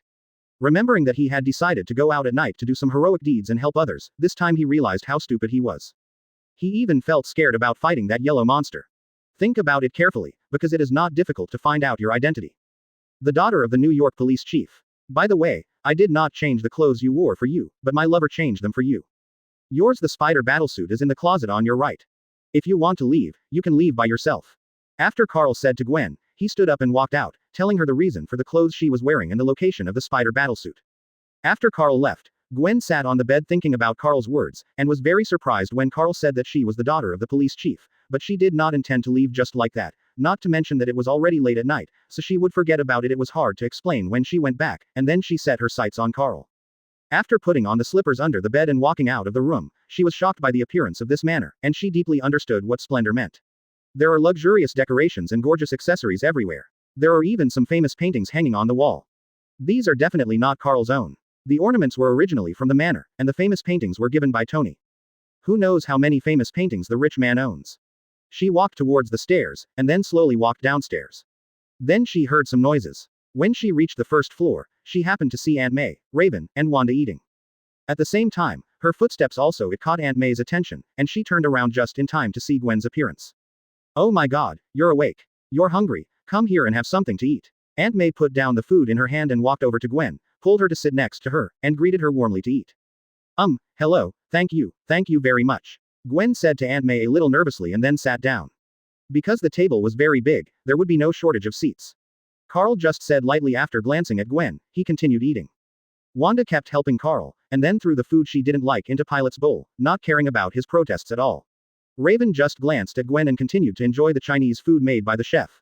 Even Yelena was eating at the table. It was Aunt May who invited her. She is quite enthusiastic towards many people. Raven is an exception. Apart from caring a little about Carl, Aunt May, Wanda and others, she doesn't care about others at all. Even Gwen, it was Carl who called her saved, otherwise she wouldn't have even looked at Gwen even if she died there. Hey, Wanda, that's my favorite food. How could you do this? There's no room left in Carl's bowl. Pierrot shouted angrily at Wanda because she put the last piece of sweet and sour pork in Carl's bowl. There, forget it, but Carl's bowl couldn't hold it anymore, which made Pilot very angry. So what? I'm the sister. You have to listen to me, you should eat more vegetables. Chapter 64 Sending Gwen Home. Advertise here. Chapter 64. Sending Gwen Home. Wanda argued tit for tat with Pilot, and asked the green vegetables to be put into his bowl, with a proud look on her face. When Carl saw this scene, he just shook his head and smiled, not paying attention to the nonsense between the two of them. Because after being injected with the serum, Carl's appetite increased a lot, and almost all the food on the big table was made for Carl. You three will share it later. You can buy whatever you want. Carl took out a stack of US dollars from the system space, put it on the table and said to Wanda, Pilot, and Peter. This stack of US dollars was enough to their nearly $10,000. This is already a lot for 3 children of about 10 years old. This is not the pocket money given to them by Carl. Their weekly pocket money is given to them by Aunt May, and she controls it tightly. There is nothing more. Because Aunt May felt that she could not spoil them even if she had money, and always controlled their pocket money. In addition, the three of them are now studying at a high-level school in Manhattan, with tuition fees exceeding $200,000 per semester. And the students there are almost all the sons of rich people and the daughters of high-ranking officials, and Wanda and the three of them go to school every day. We were picked up and dropped off by a Rolls-Royce, which Carl specially bought. Oh yeah, you're so kind, Carl. Pierrot immediately took the stack of US dollars and started counting. The three of them divided it. He had at least $3,003. Peter, holding a bowl, also looked in Pierrot's direction. Although he didn't make a sound, his little eyes looked straight. Ever since Aunt May and Carl got together, his life had undergone earth-shaking changes, just like he had changed from a poor boy to a rich man. Carl, you can't give them so much money, otherwise they will spend it indiscriminately, and if you give too much, they will learn bad things. I saw in the news recently that many middle school students have started to smoke that kind of stuff. What if they get it too? Aunt May said to Carl angrily that she had always been concerned about the growth of her three children, and was afraid that she would not take good care of them and make them learn bad things. Okay, it's okay, just this time, they won't do it. If anyone dares to get infected with that kind of thing, I will let him suck it to death. I will buy a room and throw you in. Don't come out until you finish sucking it. After Carl finished speaking to Aunt May, he looked at Pilot and Peter, because Wanda was relatively well behaved and didn't spend much money given to her. Only Pilot and Peter were more troublesome, and Carl looked at them as a warning. Them. We promise not to do that kind of thing. The most we can do is buy some action figures and game models. Pilot immediately pulled Peter to his feet and promised Carl, because Aunt May might be soft-hearted, but Carl would do what he said. Arriving, taking things all over the house, and still smoking, it's scary to think about it. Seeing this, Aunt May could only sigh helplessly, and then rolled her eyes at Carl.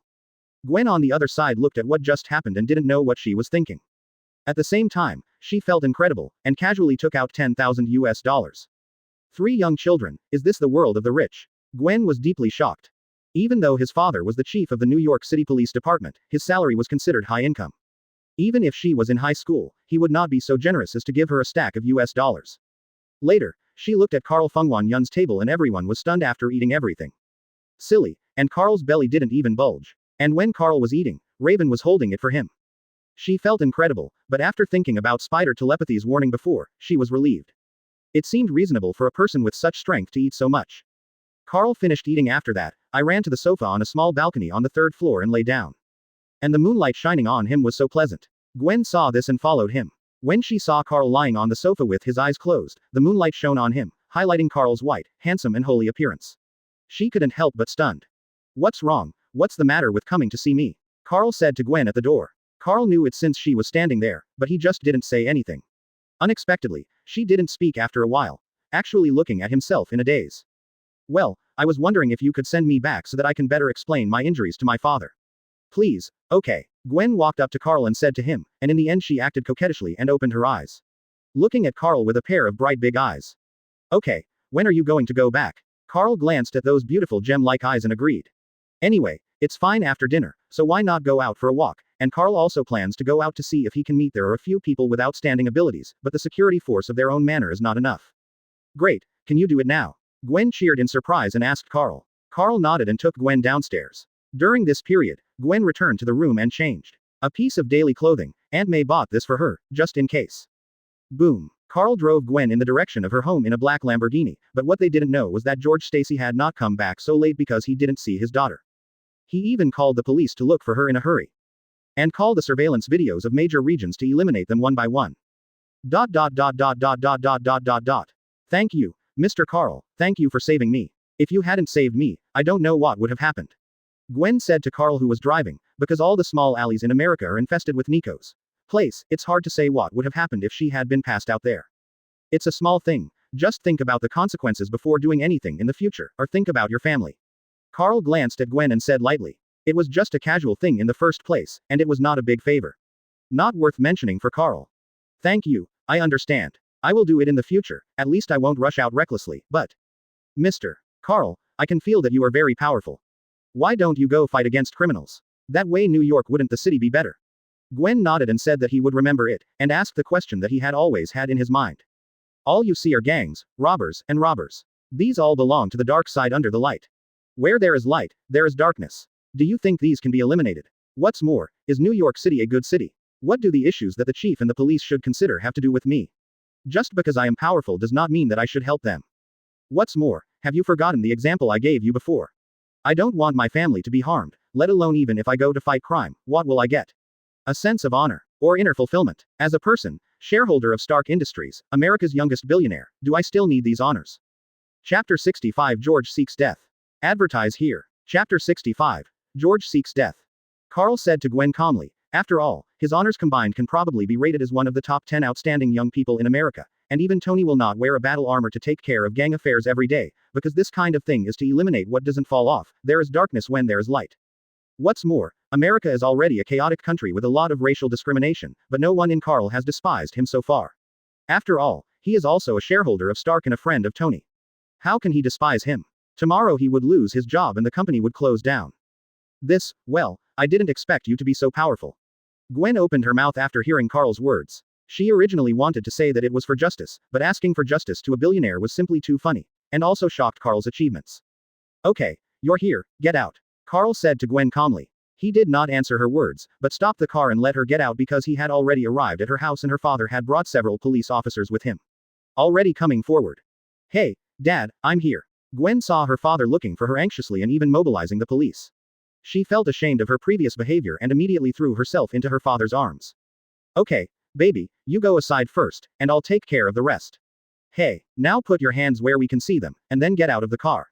George and Gwen hugged each other and immediately took them with them. Several police officers pointed their pistols at Carl in the car. As a daughter slave, George saw his baby getting out of a luxury car late at night. He would inevitably think too much and immediately prepared to question him.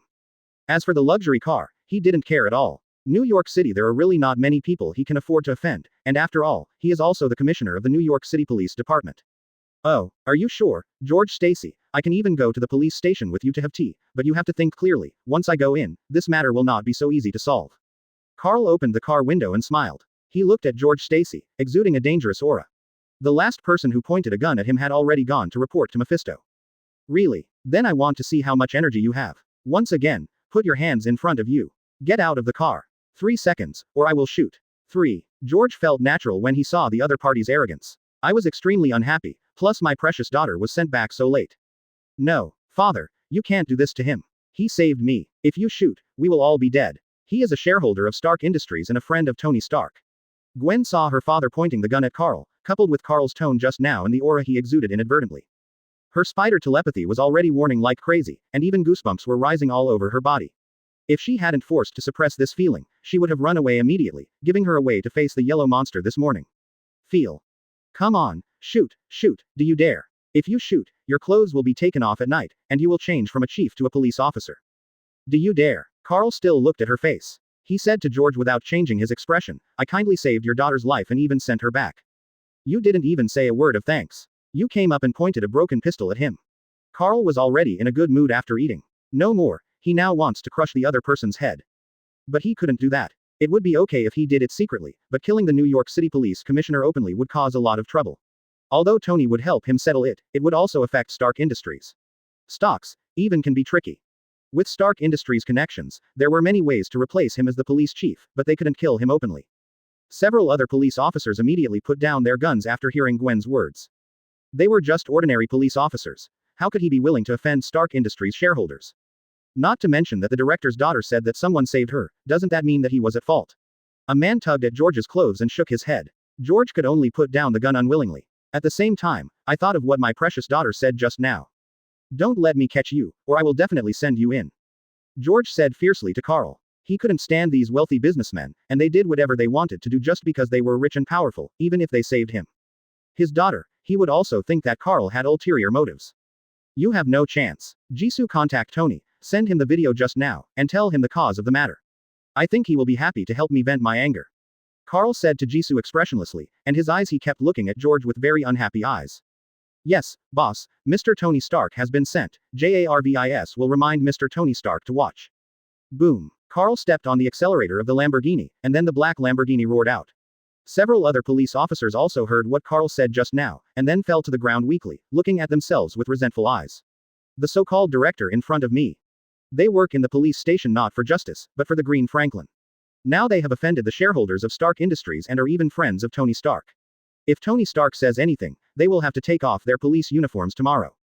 If it weren't for the director's order, they wouldn't have appeared here, and they were just looking for his daughter. This was obviously for personal gain. Her daughter had not legally disappeared for a long time. The reason why they came here was also for the director. To save face and look familiar in front of the director. Unexpectedly, he actually offended the behemoth Stark Industries. George also heard the conversation between Carl and Speed just now. He turned around and saw the resentful eyes of several of his men and then opened his mouth. The police officers threw George's hats and left directly. It was obvious that they were dissatisfied with him as the chief, because after tonight they lost their jobs. You must know that the police in America have many privileges and their salaries are also high. Now they are saying goodbye to them. George sighed lonelily. He originally thought that his precious daughter was killed by the other party. But even if the other party saved his daughter, he just felt that the other party had ulterior motives, because in his knowledge, there was no rich man.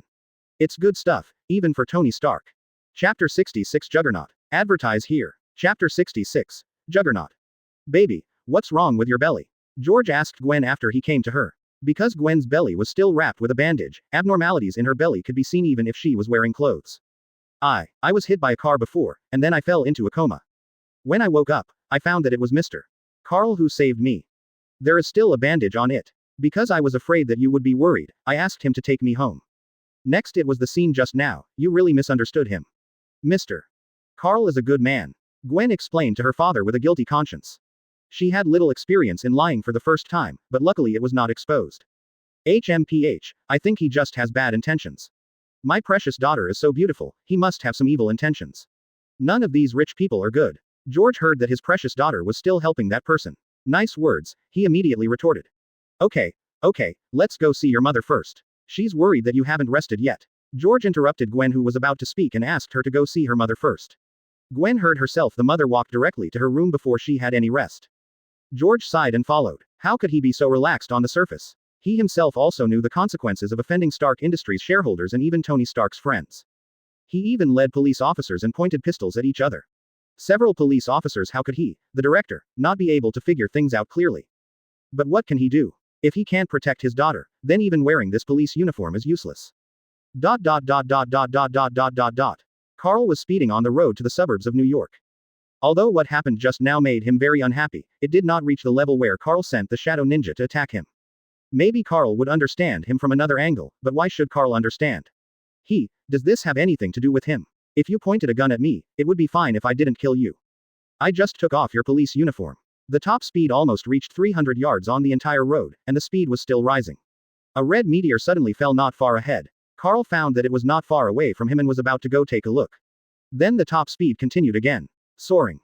Boom. After driving for about 20 minutes, Carl came to the place where the red meteor was and found that it was actually a person, a muscular man. Carl walked up to him and looked at this strong man with muscles all over his body, and there were energy fluctuations on his body. Boom. Suddenly, the giant man launched an attack on Carl, but he was easily blocked by Carl. However, a trace of surprise flashed in Carl's eyes. You must know that he now has Hulk's normal power, and he can only be tied with the opponent. He can even feel his own strength. My hands are a little numb. Boom. Seeing that Carl had resisted his attack, the opponent immediately stood up and attacked Carl crazily. Carl was already angry and started fighting with the opponent, but the more he fought, the more frightened he became. He was actually able to fight as well as himself. Boom. Boom. The two of them fought with punches and kicks for a full 3 hours. In the end, Carl used the power of freezing to defeat the opponent. However, he himself was too tired and sat on the ground completely invisible. From the system space, he took out the food and started eating it. The big guy actually crawled over to eat, which made Carl a little surprised. Because his eyes were red just now, he thought that the opponent was unconscious, and even the attack moves were the most primitive. However, his strength and physique were amazing, and he could almost compete with Hulk. Hey, big guy, what's your name? Carl asked the giant man who was devouring food. After all, even if he doesn't know the name of such a powerful character in the Marvel world, he should still have some impression. Kane Marco. And you can actually compete with me, ha ha ha ha ha, I like it. The giant man swallowed the food in his mouth, replied to Carl, and from his tone you could tell he was happy. Carl looked at the other party blankly. Good guy, isn't Kane Ma the real name of Juggernaut? Does that mean this guy is Juggernaut?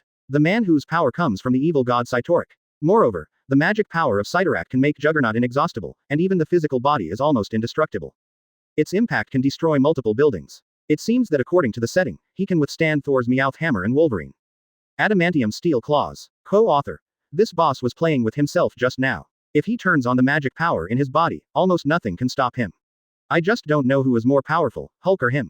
According to the timeline, shouldn't he be with Magneto? What, do you know me? Or do you know something? Juggernaut asked, looking at Carl's thoughtful expression, and stuffed the food into his mouth. A little, but not all. Logically speaking, you shouldn't be here now. Do you know Magneto? Carl thought for a while and answered Juggernaut. Even Raven's timeline is different. Juggernaut may be the same, so is it possible to conquer the opponent? Even Magneto can do it, but there is no reason why he, Carl, can't. Huh, Magneto. Who is it? I don't know you. I have been in a red space and I haven't eaten yet. I just came out suddenly and had a fight with you. To be honest, your food is really delicious. Do you have any more? Get some out. It's not enough to eat. I've been hungry for a long time. Juggernaut replied to Carl nonchalantly and asked him to get some food out because the pile of food he took out just now has been eaten. Juggernaut is finished. Yes, let's eat. Carl took out a lot of food from the system space and placed it on the ground. Juggernaut immediately started eating. These were Chinese meals cooked by the Manor's chef. In order to avoid being hungry when fighting in the future, Carl got some and put them in the system space. I thought I could eat them, but I didn't expect that there would be more food than me. But Juggernaut doesn't know Magneto, so it's easy to handle. If he can be conquered, his combat power will be greatly improved. He doesn't even need to be afraid of Hulk. You must know that Juggernaut is known as invincible in defense. If he has full firepower, he can even defeat Hulk. Carl didn't know how strong he was. Chapter 67 Conquering the Juggernaut. Advertise here. Chapter 67. Conquering the Juggernaut. Hey man, what are you going to do next? Carl asked Juggernaut, looking forward to what it would be like after conquering Juggernaut. If Juggernaut could be taught to develop his own ability, maybe he wouldn't have to worry about Captain Marvel. I don't know, just take it step by step. I don't have any family. It doesn't matter. I can't die anyway, Juggernaut said to Carl with an indifferent expression. He was not aware of Carl's intention and even continued to eat the food in his hand. Food. How about hanging out with me? It will make you full to eat, have money to spend, have fights, and become stronger. Carl picked up a chicken leg and pretended to be casual and said to the Juggernaut. After all, he was not a Juggernaut. But seeing as how he can't die when he comes out like this, he should be lacking all of them. Because Juggernaut has nothing but a pair of tattered pants on his lower body, and the excitement he showed when fighting Carl before, he should be more keen on fighting. Maybe this can develop his own ability. Well, you can, but you must let me have a fight. Juggernaut ate the food in his hand and thought for a while before agreeing to Carl, because Carl was not weak at all and could even tie himself. It is worth following him, but the only condition is that there must be a fight. Carl smiled lightly. There will be many fights in the future, and there is no fear that you will not find an opponent. Definitely, follow me and I'll give you a lot of fights, even aliens. Carl smiled and said to Juggernaut. Aren't the Destroyer and Thor who will follow soon, and even Hulk, not good opponents? Or aliens? At this moment, Carl was in a very good mood. He was no longer unhappy because of George's influence before. He vented his anger and even accepted a potentially huge amount of subordinates. He couldn't be too happy. After that, Carl took Juggernaut to the manor. Definitely, he was going undercover. Shadow World, because the Juggernaut can't get inside a Lamborghini. Carl could only take him through the world of shadows. It was already early morning when he returned to the manor, and it would be dawn in a few hours. He arranged for Juggernaut to be alone in a single-family house in the manor because he was too big. Not to mention that the house he lived in could only accommodate his family, and then he went back to his room to sleep. However, he found that there were actually two people on the bed. Aunt May and Raven actually slept together. Carl was a little surprised. After taking a bath again, he climbed up and hugged the two beauties and slept together. Last night, the New York City Police Commissioner abused his power and sent out a large number of police officers to search for his daughter, who was just a few hours late. As a result, a gang fight in Clint District failed to take action, resulting in the death of 5 people and injuries to 7 people, and the gang members even massive weapons were used. And our police are still looking for a little girl.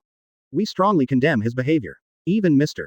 Tony Stark of Stark Industries, also known as Iron Man, spoke out about this. You don't stop them from committing crimes, but you take advantage of our taxpayers. The money is directed at the heads of our Stark Industries shareholders.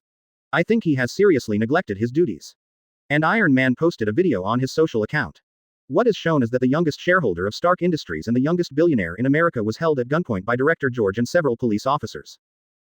From the following sentence, it seems that Mr. Carl saved Director George's daughter, but he still refused to let go. Today, the City Hall decided that George Stacy has committed serious negligence and is no longer suitable to serve as the commissioner of the New York Police Department. He will be demoted to the rank of police officer immediately and suspended for probation. Let us see what the people say. Fake oil George Stacy. Damn, your daughter is a human being, isn't ours? My daughter is only 5 years old. Where were you when we were affected by the rocket launcher? She died there. I also reluctantly save a life. Where were the police at that time? You pointed your damn pistol at a rich man and questioned him. Couldn't you just look at us ordinary people? Fake oil. The next day, Carl sat on the sofa and watched the news on TV. He couldn't help but sneer. This should all be Tony's work. Otherwise, how could a city's police chief suspend his duties overnight and even incite the people? You must know that even Hell's Kitchen generally does not use heavy weapons, and when they are just fighting with gangs, the police will turn a blind eye. This is a long-standing tacit understanding between the two parties, and this time they not only use heavy weapons, even killed several ordinary American citizens, but not a single police officer showed up the next day. Who do they protest against? In fact, there are police officers on duty at the police station every day. It was the same policemen who were with George yesterday, and the police officers mobilized by George also came from the police station after learning that the chief's daughter was back. After leaving and going home, the police officers also knew that they had offended Stark Industries. Did they still need to be on duty here? Then they went home. As a result, there was no one at the police station, and no one answered the alarm call. It was impossible to call George. Even if they called other police stations in other divisions, they would not be dispatched. Not to mention the lack of police equipment, you must know that there is if you rashly go to a place that the director is seriously targeting and ruin any of the director's plans or arrangements, you will be in trouble in the future. After George Stacy returned home from the police station hiding from reporters, his wife looked at him worriedly, but didn't say much. She knew very well who her husband was, and he would still be like that even if it happened again. Gwen also knew all this through the TV in the teacher's office at school, and she couldn't help but feel a little guilty because it was all because of her. Needless to say, her father's demotion was all caused by Tony Stark, but although she felt that it was all her fault, if she had not acted like a hero and fought the yellow monster, she would not have been injured, she could have gone home on time, and her parents would not have worried. Nor would she mobilize the police force and offend Carl or even Stark Industries, nor would she cause casualties as mentioned in the news. At least she could save a few. She suddenly understood the meaning of what Carl said to her, and I know how serious the consequences will be. Her father has now lost his job, her mother is in poor health, and she has 2 younger brothers. The family may be in trouble soon. Even if she guesses that the family has some savings, her mother's health. She wanted to ask Carl, but he might not even meet her. Chapter 68 Super Gene Serum. Advertise here. Chapter 68. Super Gene Serum. Carl turned off the TV and ignored it. George's matter was just a small episode to him. When Carl was thinking about doing something, Tony's call actually came. After he answered the call. Hey man, was it exciting last night? Ha ha ha ha ha ha. It's irritating Tony. After all, someone has a gun pointed at his head. Do you want to try it? I'll help you. I promise not to go off. Oh shit, you damn guy, let's forget it. This result is quite satisfactory. By the way, Yingson told me that the gene has been studied. Let's go and have a look. He can't get through your phone call. By the way, what are you doing all day long? You won't. Shut up. Let's go take a look, and by the way, I'll introduce you to a big guy, even a big guy comparable to Hulk. After speaking to Tony, he hung up. He couldn't say anything good from Tony's mouth. Then Carl came to Juggernaut's house and took Juggernaut from the Shadow World to the laboratory. He arrived soon, a bit faster than Tony, even if he wears a steel battle suit it would take him a while to get here. Yingson, what's going on? Have you tried any human experiments? Carl walked to Yingson's side and asked. If human experiments were conducted, it would be safer. This super gene Carl was going to use for Aunt May and the others. Hey, Carl, you're here, you did it. I did it on myself. Didn't you notice that I'm a lot younger, and all my attributes have increased, and even my recovery is faster than before, it's huge to a certain extent, I even increased my lifespan. Yingson turned around and said to Carl, and showed him what he looked like. Only then did Carl realize that Yingson was much younger, and seemed to have returned to his 20s. Look. And he looked a little stronger, not as thin as before, and his whole person looked radiant. He frowned. After all, Yingson was also his friend. He was doing experiments on himself. Carl a little angry. Hey, Yingson, how can you do experiments on yourself? What if something goes wrong? You are a friend of Tony and I. I believe many prisons are willing to provide Tony with death row prisoners for human experiments. If you do this, it's too unsafe, you know. He said to Yingson angrily. If something happened to him, it would be difficult to recover. Genes are the hardest thing to do. I was too impatient. Samuel and I made sure there was nothing wrong before injecting. Do you think I'm okay? Yingson didn't expect that Carl would be a little angry because of this. A flash of warmth flashed through, and then he explained to Carl. Okay, you won't be allowed to do this next time. By the way, I also have a piece of experimental data on super genes here. I forgot to bring it over before. You two can see if you can combine it with what we studied. He gave Yingson and Samuel the super gene data injected into Black Widow that he had obtained in the Red Room. Boss, this data is similar to ours, and there are only some differences. If it is integrated into it, maybe the genes will be upgraded to a higher level. I have thoughts now, excuse me. Samuel looked at the experimental data that Carl brought out. He said to Carl, and couldn't wait to start researching. That's how he is, extremely enthusiastic about genetic research, just get used to it. Yingson shrugged and said helplessly to Carl. He was already used to Samuel's state, and Carl just smiled and said didn't mind. Juggernaut sat next to him with a bored look on his face. He thought the boss was taking him to fight, but he didn't expect to come to a laboratory. He was so bored that he might as well watch TV at home, and then sat on the sofa not far away in a daze. Hey guys, how was the experiment? Ouchet, this big guy is so strong. Tony walked in from the door of the laboratory in a suit, and couldn't help but exclaimed when he saw the Juggernaut next to him. It was successful, and Yingson succeeded in his own experiment. I brought a copy of the super gene experimental data of the Red House. Samuel is studying it. After his research is successful, our super gene will be upgraded to a higher level. Carl, he said slowly to Tony, who had a stinking look on his face, and glanced at Yingson. It wasn't because he felt sorry for the little gene, but he was simply afraid that something might happen to Yingson. People were researching genes for him day and night. How could he might care about the little thing he injected? Ouchet, Yingson, how could you do this? You can tell me if you want to do human experiments. You are taking too many risks. How do you feel now? Are you okay? Tony looked angry and worried when he heard Carl's words. Looking at Yingson, it is difficult to guarantee that something like genes will not cause accidents. I'm fine, Tony. I'm sorry, I'm just too impatient. Look, I'm okay, and I'm stronger than before, and even a lot younger, ha ha ha ha ha. Yingson saw that Tony and Carl were so concerned. I couldn't help but feel a little moved, and then I showed my results to Tony. Boss, I succeeded. The two sets of gene sequences were successfully arranged together. As long as it is produced, it will be more powerful than the original gene. I even suspect that it can reach the level of Captain America, but without his genes, I can't just an estimate. Samuel shouted to Carl on the experimental table, and Carl led Tony and Yingson over there. Then let's make it first and inject it into mice to see. Carl said calmly to Samuel, but the surprise flashing in his eyes meant that he was not calm inside, and was even looking forward to it. After that, Samuel working together with Yingson, 2 gene serums were produced in a short time. Then they injected it into a white mouse inside the glass, and then several people observed from above. The white mouse did not show any abnormal reactions such as being violent, but instead slapped the glass to pieces, which shocked them. Carl grabbed it with psychokinesis and placed it inside the transparent cover of bulletproof glass. It suddenly occurred to him that the system seemed to be able to detect something, and then he picked up another gene serum on the table. Super gene serum. A biological gene serum derived from the core formula of a mysterious substance. After injection, it can strengthen the body, slow down the aging of body functions, accelerate metabolism, and improve immunity and other 6-dimensional attributes. Close black lens bracket. After Carl saw the annotations displayed by the system, he found that there was nothing abnormal, which meant that there was nothing wrong with this genetic medicine and could be injected into anyone. Chapter 69 Aunt May and Raven inject serum. Advertise here. Chapter 69. Aunt May and Raven injected serum. It seems that I succeeded.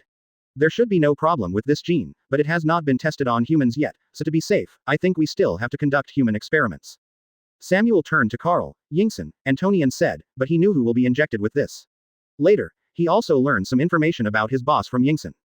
If something goes wrong by then, the boss will probably tear him alive. No, this gene has been successful. Samuel, can it be injected into mutant? Carl firmly denied Samuel's guess. The system was more accurate than the experiment, so he believed in the system 100%. But thinking of Raven, Carl couldn't help but ask. It's okay, boss. You just need to add the other party's genetic sequence to the injection. The effect may be stronger than that of ordinary people, but it has not been tested, so you know. Samuel replied to Carl. He could only say an inaccurate result. Okay, you and Yingson will make a few more genetic serums. I'll use them right away. By the way, Tony, how much palladium poisoning do you have now? Carl said to Samuel and Yingson, and then turned to he asked Tony. 73%. You know, I test this thing every day and I get very upset, so when are you going to help me get rid of this thing? Tony explained to Carl helplessly, so he was a little unhappy. After all, Carl had always been at odds with him. He said that he should drink chlorophyll every day. Okay, it'll be quick. Just drink chlorophyll for a few days and you'll be fine. Why are you in a hurry? I promise to help you clean up those things and restore the big hole in your chest. Carl pretended to be mysterious to Tony. He said, it's not that he doesn't want to give it to Tony, but he has to wait for the whip lock to come out. You know, he can also make a reactor, and it will be bad if S.H.I.E.L.D. gets it. If Nick Fury gets the reactor, it is estimated that the entire Earth will be covered with steel armors. Carl has also tried to find him, but he only knows that he is in Russia and does not know where he is, so he still waits for him to jump out. Well, then let Tony keep the feeling that he is about to die, so that he can understand Pepper's feelings for him. Although the relationship between the two is constantly warming up, he still can't change his old habits. Cover girl. Okay, I don't think you'll watch me die. Tony sighed helplessly and walked to sit on the sofa next to him. And Carl just shook his head and didn't say much, because he had already asked the Black Shadow Ninja to bring Aunt May and Raven. Since the last attack on the Red Room, Aunt May, Raven, Wanda, Pilot, Peter and his Shadow Force have 50 Shadow Ninjas, protecting their safety at all times. After a while, Samuel and Yingson produced the super gene serum, and then the dark ninjas arrived with Aunt May and Raven.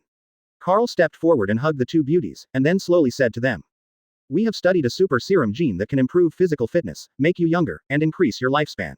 I asked the Black Shadow Ninja to bring you here so that you can be injected. What do you think?" "I want an injection." As soon as Carl finished speaking, Aunt May immediately replied that she had long felt that her beauty had faded due to old age. How could she not think about it when she heard that she could regain her youth and extend her lifespan? She was thinking about it all the time, wishing that she would have breakfast early every night. Meet Carl. Me too. Raven also said to Carl that she feels unprecedented happiness in her life these days. Although she is not young anymore, the mutant gene keeps her young, but there will be a moment of aging. Now she can extend her, of course I am willing. Okay, Aunt May, lie down on the experimental bed first. Raven, draw some blood to Samuel, and he will help you make your genetic serum. Carl nodded and said to Aunt May and Raven, and put a syringe hand it to Raven and let her smoke it herself. Afterwards, Samuel took Raven's blood and performed genetic sequencing, then mixed the blood with the serum-making tools and put them on a centrifuge. After a while, he produced a super gene serum that could be injected into Raven. Carl didn't I put the super gene serum in my hand with confidence and tested it with the system. Mutated super gene serum. The serum derived from the core formula of a certain mysterious item and deduced has a mutated gene sequence added to it.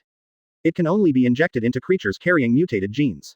After the injection, there is a certain probability of strengthening the opponent's ability to mutate the gene. It can also improve physical fitness, delay the aging of body functions, accelerate metabolism, and enhance immunity and other six-dimensional attributes. Close black lens bracket. Seeing that there was still a chance of improving Raven's mutant ability after seeing that there was no problem, Carl gave the genetic serum to Samuel and asked him to prepare to inject it into Aunt May and Raven. Both of them lay on the experimental bed, and then Samuel and Yingson with the super gene serum was placed in the injection instrument, and the instrument was started. The super gene serum entered the bodies of Aunt May and Raven with the hose. 30 seconds later, all the gene serum entered the bodies of the two people. A look of pain appeared on the faces of Aunt May and Raven, while Tony, Yingson, and Samuel also looked nervously here, and even Juggernaut looked over. He was just big and not stupid, so he naturally knew that the two women were the boss's lovers. Carl's heart felt like being grabbed by a hand at this moment. Unbeknownst to Tony and the others, there were already Black Shadow Ninjas outside the laboratory. Except for the Dark Shadow Ninjas in the shadows of other people, almost all of them were Carl was summoned and surrounded the entire laboratory. Aunt May and Raven were his women no matter what, and he would not let anyone disturb their process of adapting to the gene serum. Even their experimental beds were surrounded by psychokinesis. Aunt May and Raven kept struggling, and veins popped out. This process lasted for 30 minutes. Raven couldn't even maintain her changed state, and became after seeing his original appearance. Tony and the others only showed a hint of surprise and did not show any expressions of disgust. No matter what, the other party is Carl's lover, and they are both people who have seen the world. Carl doesn't mind, and they naturally don't care. If the person shows a disgusted expression and Carl sees it, wouldn't it make Carl feel bad about him? They are dissatisfied. Although they won't say it out loud, there will still be a gap. Even Juggernaut didn't show that look.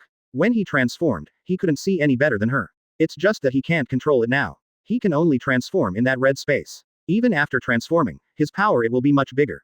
Chapter 70 Raven's Changes. Advertise here. Chapter 70. Raven's Changes. At this moment, Aunt May's appearance has changed a lot. There are no traces of time on her face. Her whole temperament is more energetic. At this moment, she completely looks like a woman in her 20s, young, beautiful, youthful, energetic, with a bit of mature charm. Her charm is infinitely magnified. After she slowly opened her eyes, she happened to see Carl next to her.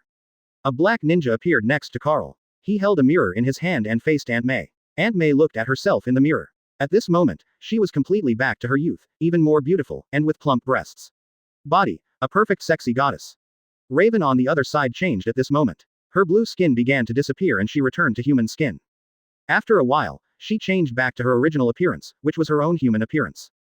The dark ninja also hugged her. A mirror appeared in front of her, and she looked at herself in the mirror in surprise. Not only was she younger than before, but even her blue skin had disappeared.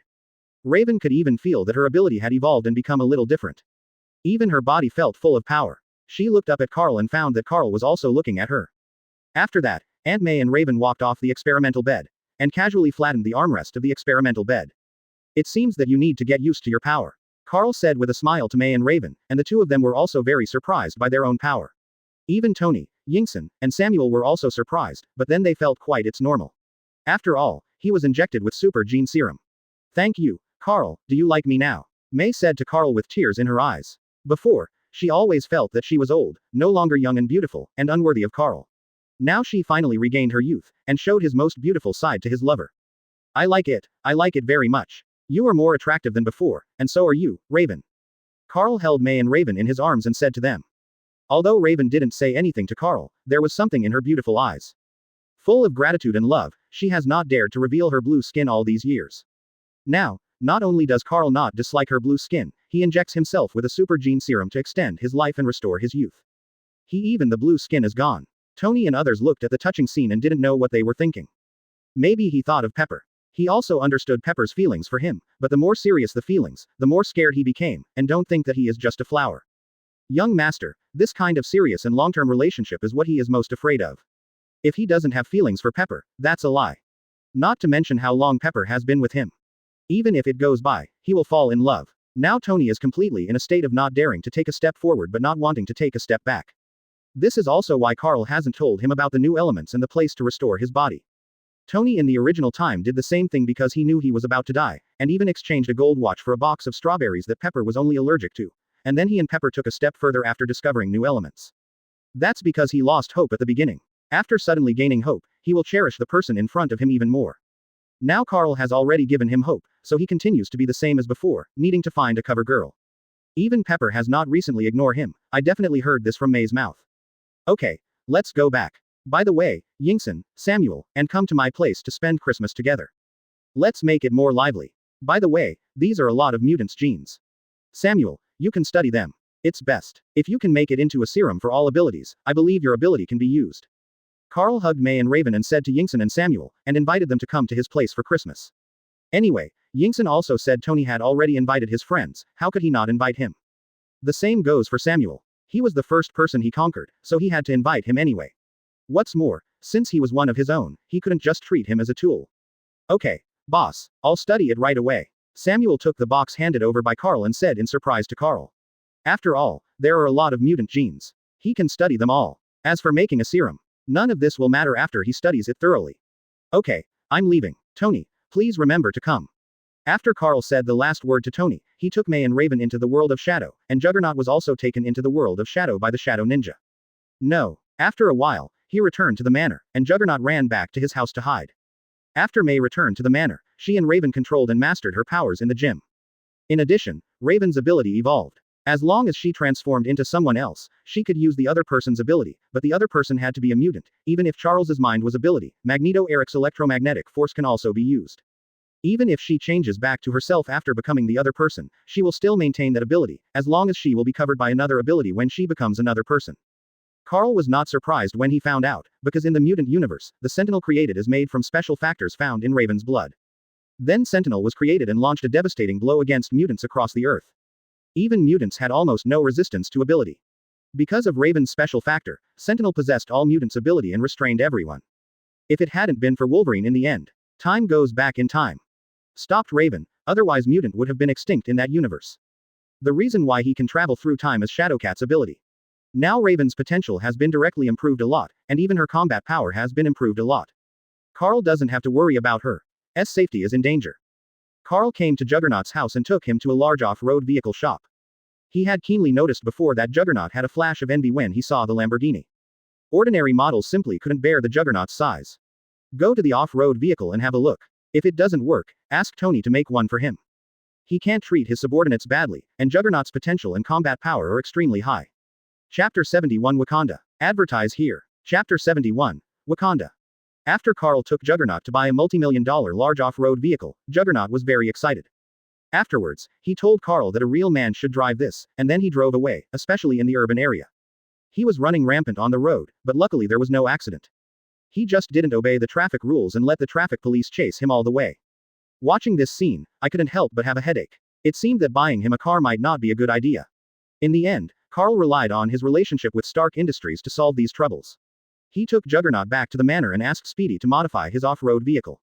Carl looked at the speed that was being modified for the off-road vehicle and found some damage on its body. Carl then realized that it had fought with the people in the Red House to cover May, Raven and the others. Perhaps these should be left behind from that time. Carl immediately decided to update the speed. He pulled up the photo of Wakanda on the map, and then disappeared. He was going to go to Wakanda to get some vibranium. A big dog like them wouldn't be able to find it if they got a ton or two, right? They wouldn't give it to them. Carl didn't intend to take it. He planned to let the Black Shadow Ninja move it. How could this be considered stealing? It's just that you didn't notice it when I moved it. This was not considered stealing. It was just for taking it in an honest way.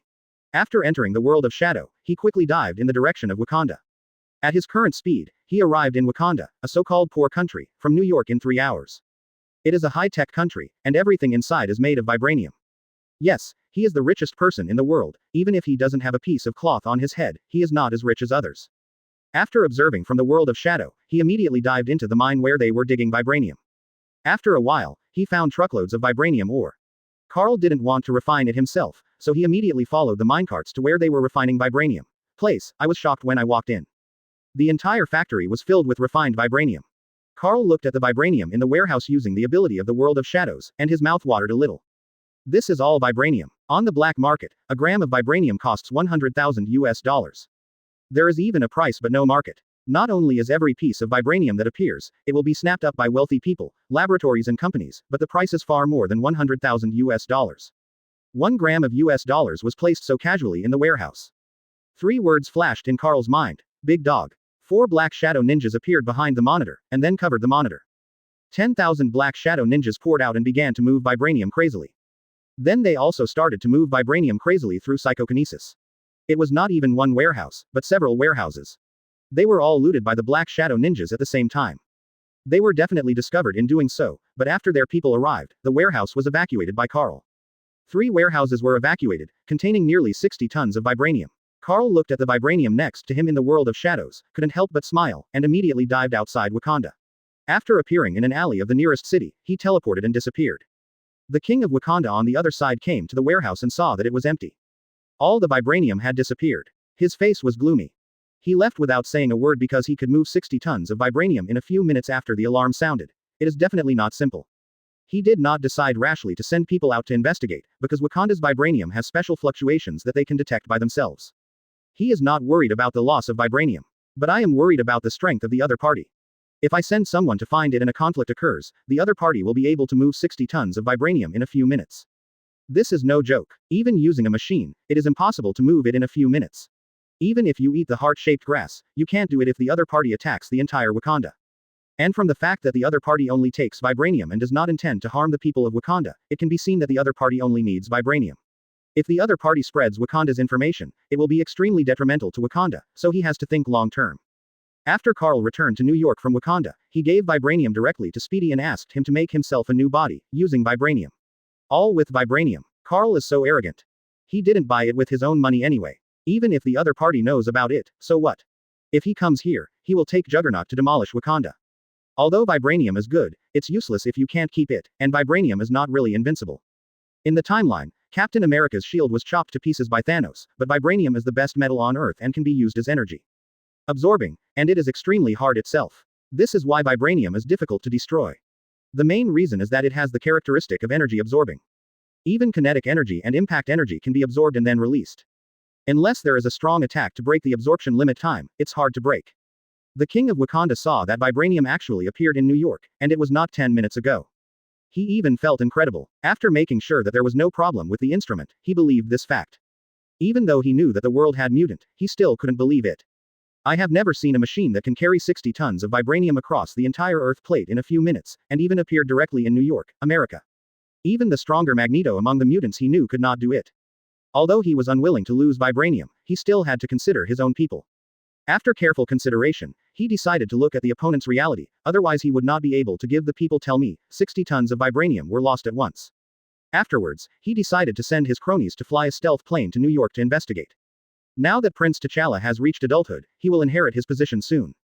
He plans to lower his prestige from this incident, so that T'Challa can more easily gain the recognition of the people and become Wakanda king. After all, every generation of kings is invincible in the eyes of the people, which also leads to his extremely high prestige.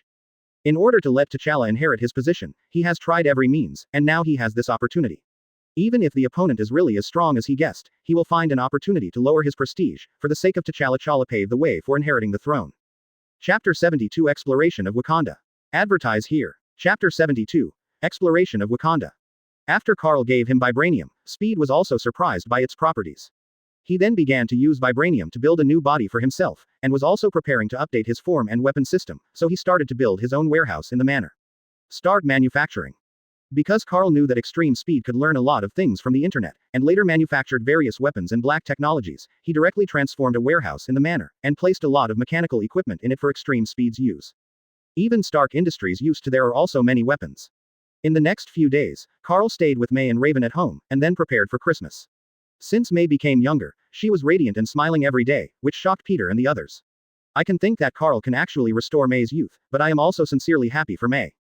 In addition to spending time with Carl these days, Raven has been practicing her abilities, especially Magneto's electromagnetic power. Although she can use his abilities after turning into Magneto's form, she is not as tyrannical as Magneto, so she still has to after training and developing by herself, she had a smile on her face every day.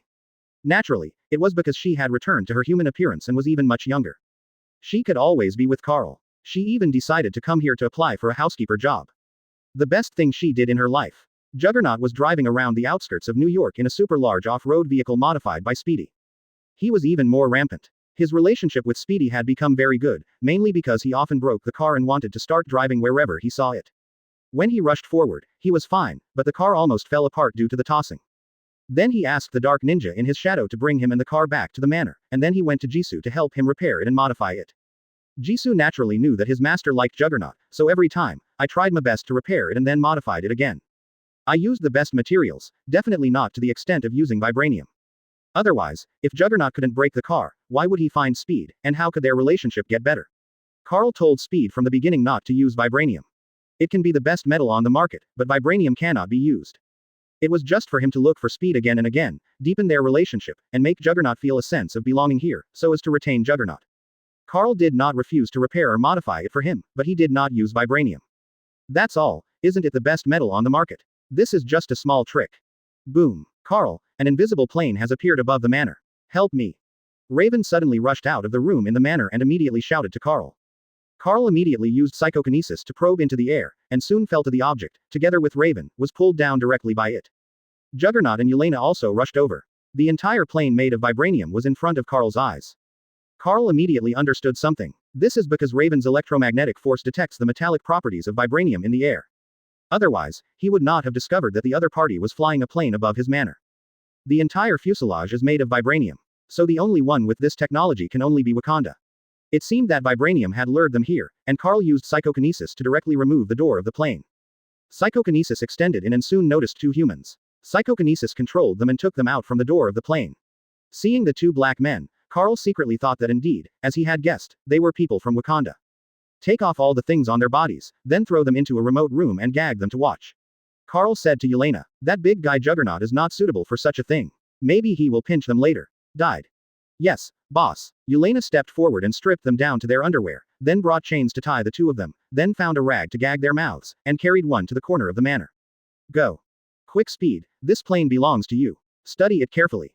We will use it ourselves in the future. It is all vibranium. These big dogs have a lot of money. How long do you have to complete the production and transfer of the body? Carl turned to face the nearly 9-meter-high Jijisuo said, this aircraft is full of vibranium and has Wakanda's technology, and it is also a combat-type aircraft. No, it should be said to be a flight machine. Since Wakanda sent it over, there is no reason not to accept it. Boss, the transfer can start at noon tomorrow, but the boss's help is needed. He thought for a while and said to Carl. It took him day and night to complete the manufacturing in the past few days, and it took a total of 20 tons of vibranium. Okay, I'll come over to help you tomorrow. You go ahead and do your work. Don't go play with Tank tomorrow. I'll take you to fight tomorrow. After Carl said to Speedy, he told Juggernaut that tomorrow he planned to attack Wakanda directly. How can we omit Juggernaut, and see if we can extort some vibranium? Okay boss, I understand, I won't go tomorrow. Juggernaut replied angrily to Carl. He only likes to go out to play when there are no fights. If there is a fight, he will not go racing. Racing the main thing is to be exciting and fun. After all, you can't die, so you can make whatever you want. After Carl returned to the living room, he sat on the sofa and thought. He was thinking about whether to take Tony with him, but thinking about the extent of Tony's palladium poisoning at the moment, he might as well forget it. His condition was getting worse, and he would have to save him when the time came. He held Raven next to him in his arms and sat quietly on the sofa. May was not at home. She suddenly became interested today and ran to pick up Wanda, Pilot, and Peter from school. Okay, Jisoo, what should I do? The next day he came to Jisu's warehouse and asked Jisoo. After all, he knew nothing about this thing. Since Jisoo called him here, it would be of some use, otherwise he would be blinded. Boss, wait a minute and put my brain into my new body. It's best to do it quickly, preferably within 3 seconds. Jisoo said to Carl, and then lay down on the newly created vibranium, beside the body. Okay, don't you need to connect to anything? I mean data connection, Carl said to Jisoo a little nervously. This thing is not as easy as it sounds. If you are not careful, Jisoo will probably die. No, boss, don't be nervous, I believe you. Let's start. Jisoo comforted Carl, and then the machine on his head slowly opened, revealing a blue mechanical data intelligence brain with and some blue liquid. Chapter 73 Attacking Wakanda. Advertise here. Chapter 73. Attacking Wakanda. I saw Carl using psychokinesis to slowly lift the extremely fast data brain from its original body until it left the original body of extreme speed. Then he immediately used psychokinesis to control the extremely fast data brain and put it into the vibranium body. The action was completed in one go and within 2 seconds. After putting the data brain into vibranium's body, Carl took a long breath. He was so nervous just now. After the extremely fast data brain was placed in the head of the vibranium body by Carl, the head of the vibranium body began to shrink the data brain and brought it into the head to protect it. The eyes of the vibranium body even lit up, etc. After its head returned to its original shape, it slowly stood up. Boss, we succeeded. Now I have a vibranium body. I can feel that I am very powerful now. I can also transform into a fighter form, and the speed exceeds Mach 10. My weapon system has also been updated, and it is more powerful than before. Bigger, thank you, boss. G quickly stood up and said to Carl, then informed Carl of his changes, and expressed his heartfelt thanks to Carl. If Carl hadn't obtained vibranium, it wouldn't have been able to have such a thing. Strong body. It's okay, as long as it succeeds, what should I do with this body of yours? Carl asked, looking at Jisoo's previous body next to him. This is Jisoo's first body after all, and Carl won't make his own decisions. He wants this thing. It's no use either. Boss, please keep it for me. If it is exposed, it will cause a lot of trouble. Jisoo was silent for a while and replied to Carl, because his body is a technology in Cybertron. If someone is interested in researching something, it is estimated that a big mess will occur. Okay, I'll keep it for you first. Let me know when you want it. Carl walked to Jisoo's original body and put his hand on it. Then the huge body disappeared directly and was taken into the system space by Carl. Then he said to Jisoo. Let's go, it's time to visit the other party. I took 60 tons of vibranium from them. I'm sorry. Carl walked out of the warehouse at the lead, and Speedy followed Carl with his new vibranium body. Carl definitely knew why the other party came, and he didn't care at all.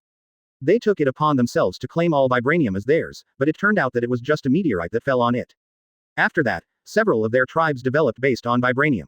If they can hold it, Carl naturally won't say anything, but you don't have the strength to say it's yours, and you even chase him all the way to New York, and even fly a fighter plane directly to his manor. It's hard for Carl not to go there again. As for their Black Panther goddess, Carl is not particularly clear, but it seems that she is indeed a god, and she seems to be one of the gods in Egypt, but the mythological system to which she belongs is no longer on the earth. Appeared in Thor 4. But even a god is just a creature with special powers, like the one from Asgard, so what, he has a juggernaut, no matter how powerful you are, can you compare to his origin? What's more, it's hard to say whether the Black Panther goddess will come, and Carl is only slightly afraid. Then Carl took Raven, Juggernaut, Speed and the 2 previous Wakanda people with him, and then led everyone into the shadow world and quickly dived in the direction of Wakanda. As for the reason why he brought Raven, it was naturally because of the electromagnetic force. Wakanda everything inside is made of metal, and Raven can subdue a lot of them with a wave of her hand, so it's a good idea to take her with you. An hour later, Carl appeared with a few people outside Wakanda's palace, and was surrounded by guards. Raven waved her hand lightly, and she controlled the guards in the air and threw them far away, because Wakanda's guards there is a lot of metal on the body. News that someone had invaded Wakanda and brought the king's 2 personal guards with him immediately reached the ears of the king of Wakanda. He immediately thought of the 2 personal guards he sent to New York. Knowing that he had already found them, he took the surrounding people with him. The guards walked outside the palace. When I came outside, I saw a nearly 9-meter-long vibranium robot, a muscular man, a beautiful woman and a man with black hair and blue eyes. It seemed that they looked like the man with black hair and blue eyes. With the man at the center, when Carl saw the opponent's king coming out, he raised his hand slightly, and all the flight devices surrounding them were blown away, and figures wearing black ninja uniforms appeared one after another around them. Then they all knelt down to salute Carl. The king of Wakanda shrank his pupils severely when he saw this scene. It was estimated that there were at least tens of thousands of people in front of him. Prince T'Challa on the other side came to him with his army. Next to his father, he looked at Carl and his party cautiously. Outlander, what do you want to do? Isn't it enough to steal our 60 tons of vibranium? Do you want war? The king of Wakanda is also the Black Panther of this generation, T'Chaka asked Carl in a deep voice. Oh, interesting, you are just a country that developed with the help of vibranium. When did vibranium become yours? Since it is not yours, do I call it stealing? I call it taking it openly. As for war, I am here isn't it just because you want war? Do you think your Wakanda technology will be useful to me? Then let's try it and start a war. Carl sneered at T'Chaka and said with a look of disdain, and then directly ordered a war. We can finally fight. Juggernaut roared and rushed directly towards the place with the most people, and he created an impact that knocked everything on the road away. Maybe he can't be smashed now. Vibranium, but it's still possible to knock it away, and Wakanda's attacks have no effect on him at all. Boom, boom, boom. The low-altitude flight's flight was constantly knocked away by the Juggernaut, and he directly crushed the Wakanda soldiers. T'Chaka on the other side also ordered Carl and the others to be taken down. He didn't believe that he couldn't take down the opponent on his own territory. The Black Shadow Ninja also began to massacre Wakanda's soldiers. Even though they used vibranium weapons, most of them were not wearing vibranium armor. A large amount of skin was exposed, giving the Black Shadow Ninja a chance. If they all wore vibranium armor, and the others may not be able to do anything to Wakanda's soldiers. After all, the Black Shadow Ninja's attack power is limited. Chapter 74 Blackmailing Wakanda. Advertise here. Chapter 74 Blackmailing Wakanda. Extreme's right hand also transformed into a cannon barrel, which kept bombarding Wakanda's soldiers and flight machines. Raven controlled their own weapons to attack the Wakanda soldiers. With advanced technology, they actually let the soldiers use spears. Carl, they were all speechless, but these spears were all made of vibranium. T'Chaka rushed towards Carl. No matter how strong the opponent was, he, the king, had to rush at the front, not to mention that he had taken heart-shaped grass, and his physical fitness was no longer ordinary, but he didn't know that Carl was even more powerful. Of terror. Boom. T'Chaka was wearing a Black Panther battle suit and scratched Carl's chest with his claws. It only tore up his clothes and left a few white marks on his skin. He recovered within a second. He simply didn't dare believe. He took heart-shaped grass and wore Wakanda's vibranium battle suit, but he could only leave a white mark on the opponent's body. He immediately understood the gap between himself and the opponent, and by the time he wanted to retreat, it was already too late. Boom. Carl teleported in front of T'Chaka and kicked him in the chest. He was kicked away and hit the wall of the palace directly. Because of the characteristics of the vibranium battle suit, he was not affected. What kind of injury? It was just a shock, and most of the power was absorbed by the vibranium battle suit. After slowly standing up, he looked at Carl solemnly. This young man's strength was far beyond his imagination, but Carl would not give him a chance. He appeared in front of T'Chaka again and slapped the Black Panther battle suit. On the head, T'Chaka was knocked away again, and this time it caught T'Challa's attention. Father! He shouted loudly at T'Chaka, and raised the weapon in his hand to attack Carl. Carl looked at this next-generation Black Panther with interest, and then a blue light flashed in his eyes. T'Challa's weapon was directly frozen. He immediately dropped the weapon and attacked Carl with his bare hands. Carl was very interested in fighting the next-generation Black Panther, but he let go. After Carl got tired of playing, he directly froze T'Challa, and then faced T'Chaka's attack. Although this attack won't hurt him. Boom. What did you do to T'Challa? T'Chaka yelled angrily at Carl. After all, his son had high hopes. If he was killed by the other party like this, he would be in great pain, and he would desperately ask the other party for help. Revenge. Oh, just let him sleep. It's no big deal. If you have anything else in Wakanda, use it quickly, otherwise the country will be destroyed waiting for you. Carl responded to T'Chaka casually, and then casually he flew away. T'Chaka watched as the Wakanda soldiers on the battlefield were almost slaughtered one-sidedly, and even Wakanda suffered numerous casualties. All this was caused by himself. He clearly guessed that the opponent's strength might be terrifying, but he was still unwilling to send people out to investigate. He was even caught by the opponent and killed directly in Wakanda, which started a war. Stop. We Wakanda lost because of your conditions. T'Chaka shouted to Carl and the people on the battlefield. He could not let the entire Wakanda fall into a war because of himself, or even a one-sided war. He watched Wakanda with his own eyes. Soldiers were massacred. Okay, Tank, Speed, Raven, stop, our king has surrendered. Carl said to Juggernaut and the others, and Juggernaut was fighting vigorously. After hearing Carl's words, although he was a little reluctant, he still stopped. Come down and come to Carl's side. I want 100 tons of vibranium. Carl stated his conditions simply and clearly. He was originally planning to blackmail Wakanda, so after they gave in, Carl said it directly. Yes, but please release T'Challa. T'Chaka agreed immediately, and then asked Carl to release T'Challa. After hearing this, Carl secretly said, damn it, it's less. I knew it would be more. It was already 1 o'clock, after all, he agreed without even thinking about it. Carl felt extremely regretful, but he had no intention of going back on his words. Okay, give me the vibranium. Carl waved his hand at T'Challa, and all the ice on his body disappeared. He immediately came back to life, but he was a little cold from the ice. Follow me. After T'Chaka saw Carl releasing T'Challa, he led them towards the warehouse. Then he opened the door of a warehouse and signaled Carl to please, and then watched from the side. Carl naturally didn't care, and the Shadow Ninja continued gush out, and then take vibranium into the world of shadow. Carl himself also used psychokinesis to move tens of tons into the world of shadow. T'Chaka was stunned under the Black Panther mask. He did not expect that the other party actually transported the vibranium away in this way. At the same time, he was very angry with the other party. Fear, and then after Carl said goodbye to T'Chaka, he took Juggernaut, Speed, and Raven into the shadow world and disappeared directly in front of T'Chaka. T'Chaka looked at where Carl and the others were standing just now, and his fear of them rose to a higher level again. The woman just now could actually control metal directly, and the muscular man's vibranium weapon couldn't hurt him, and the same was true for the robot. The whole body is actually made of vibranium. As for the leading young man, he was not too scary at all. Playing against him was just like playing. He had used 3 abilities in a short period of time, including teleportation, summoning soldiers, and freezing. After returning to the palace, he gave orders to everyone. You are not allowed to be enemies with them, otherwise you will be dealt with directly according to the national law. Because the strength of the few of them is so terrifying, even the woman who can control metal can kill them directly, because 80% of Wakanda is a vibranium building. And vibranium weapons, it can be said that metal objects can be seen everywhere in Wakanda. The other party is even more powerful in Wakanda, and immediately investigated the identity of the young man with black hair and blue eyes. To his surprise, he found out directly, and the other party did not hide it. He was a shareholder of Stark Industries, the youngest billionaire in America, Iron Man.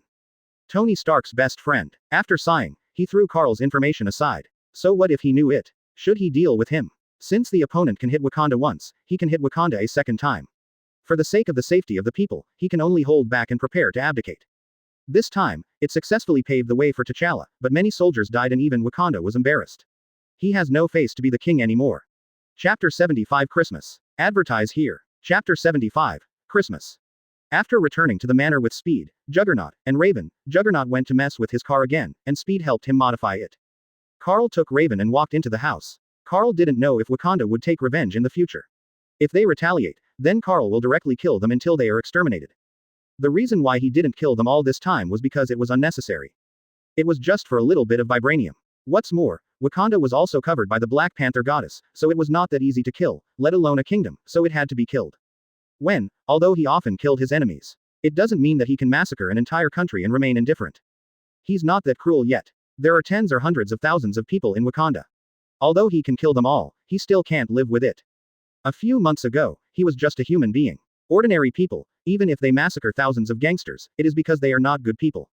In addition to the royal family, the army, civilians and other tribes in Wakanda, how could he kill those innocent women and infant babies?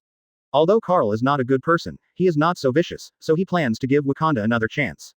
Moreover, Carl is a living person, a person of flesh and blood, not a killing machine, and his heart is not so cold that he would kill hundreds or hundreds of thousands of people or even be indifferent. Ordinary people would feel fear, panic, fright, and bear the consequences of their own psychology when they kill a person.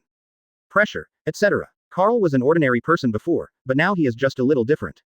If they don't provoke him, then everyone will naturally be in peace. If the other party is noticed by Carl and is planning to attack him, Carl will not be merciful. The other party is still a country after all. Now, although he can completely control May and Wanda, they protect well. In fact, there is a shadow ninja in T'Chaka's shadow. Everything he does will be conveyed to Carl by the shadow ninja, so he is not worried that Wakanda will attack him without him knowing. It is also because of this that Carl does not care. Will Wakanda take revenge? Tomorrow is Christmas. Today, the manor has been decorated with lights, decorations, Christmas trees, and some seasonal items. Carl is not interested in this. After all, it is not the spring festival. If it were the spring festival, he might decorate it with May and the others. The next day. Because today is Christmas, Carl spent some time in the morning to buy some gifts for Wanda, Pilot, and Peter, but he waited until today to remember that May seemed to have reminded him that in the evening, Tony brought Pepper drove into the manor in a sports car. Hey Tony, come over and help when you're here. As soon as Carl saw Tony, he called him over to help, because he was preparing the packaging of gifts for them, and the gift boxes had to have bows and ribbons, which made Carl feel very speechless. It's really troublesome. If I had known earlier, I would have asked the clerk to wrap it up for him. Carl, you can't even do this, right? Yingson and the others haven't come yet. Tony mocked Carl, then helped him wrap the colored paper on the gift box and tied it with a ribbon, and asked Yingson by the way. Case. Not yet, it should be soon. He and Samuel will come together. As soon as Carl finished speaking to Tony, there was a sound of cars outside. Carl and Tony looked at each other and knew that Yingson should be here, and then the two people walked outside. Yingson, Samuel, you are here. We are here just in time. Let's get ready for dinner. Tank and Yelena, come over too. Carl hugged Yingson and Samuel, and then led them inside. Go ahead and call out Juggernaut and Yelena. Hey Yingson, to be honest, this is the first time I have had such a lively Christmas in so many years.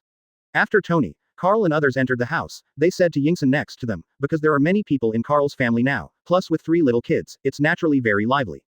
When Tony was at home, let alone Christmas, he didn't even buy a Christmas tree. At most, Obadiah would come to see Tony and Pepper would prepare dinner for him.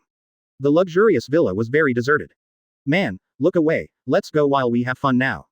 Yingson patted Tony on the shoulder, and then they sat down at the dining table with huge amounts of Christmas turkeys placed on it. Because Carl and Juggernaut were here, this little food was not enough. The chefs in the kitchen were still cooking all kinds of food. They were definitely paid a lot today. Even though there are usually 5 or 6 chefs in Carl's manor, chefs for various dishes, after Juggernaut came, his appetite was even more terrifying than Carl's. For this reason, several more chefs were hired, and the kitchen was even expanded and renovated. Okay, guys, Merry Christmas. Carl stood up with a glass of wine and said to everyone at the table. Merry Christmas. Multiply 11. After that, everyone stood up and clinked glasses with each other, even Juggernaut and Yelena were no exception. Yelena was in a daze. This scene was what she had been looking forward to for a long time, but it never came to fruition. Juggernaut also had feelings for this place. In order to gain some sense of belonging, how many people never got together on Christmas Eve, but I was lucky enough to attend my boss's Christmas Eve dinner. Then everyone started eating. Carl was more elegant, while Juggernaut was showing off his meal. Definitely, he was not that rude. He only started eating after May, Raven, Wanda, and Tony finished eating. Even though they finished eating, but there was still a lot of food on the table. Next came the gift-giving session. Wanda, Pilot, Peter, and the 3 of them were quite happy. Everyone brought them gifts, including Yingson and Samuel. Tony, the big dog, even everyone brought them gifts. I bought it for Juggernaut and Yelena too. After that, Juggernaut and Yelena were embarrassed because they didn't expect the boss to actually let them participate. Red Stark finally ran back to his house and found 3 models of sports cars and off-road vehicles in transparent boxes and gave them to Wanda and Piero. Special, Peter. Although it may not be suitable for a girl like Wanda, she understood what the other party meant and happily accepted it, and thanked Juggernaut. For Yelena, Pepper brought her 3 gifts and motioned for her to give them to Wanda, Pilot, and Peter. This was entirely because Tony didn't know how many people were at Carl's house at Christmas, and then he bought a bunch of them. He carried it in the trunk of his sports car, and there were just a few left after delivery. Pepper saw Yelena's embarrassment and gave it to her. Then Christmas Eve ended successfully, Tony and others drove back, and Carl summoned the Shadow Ninja to clean up the mess. When everyone rested at night, millions of dollars in cash appeared in Yelena and Juggernaut's house.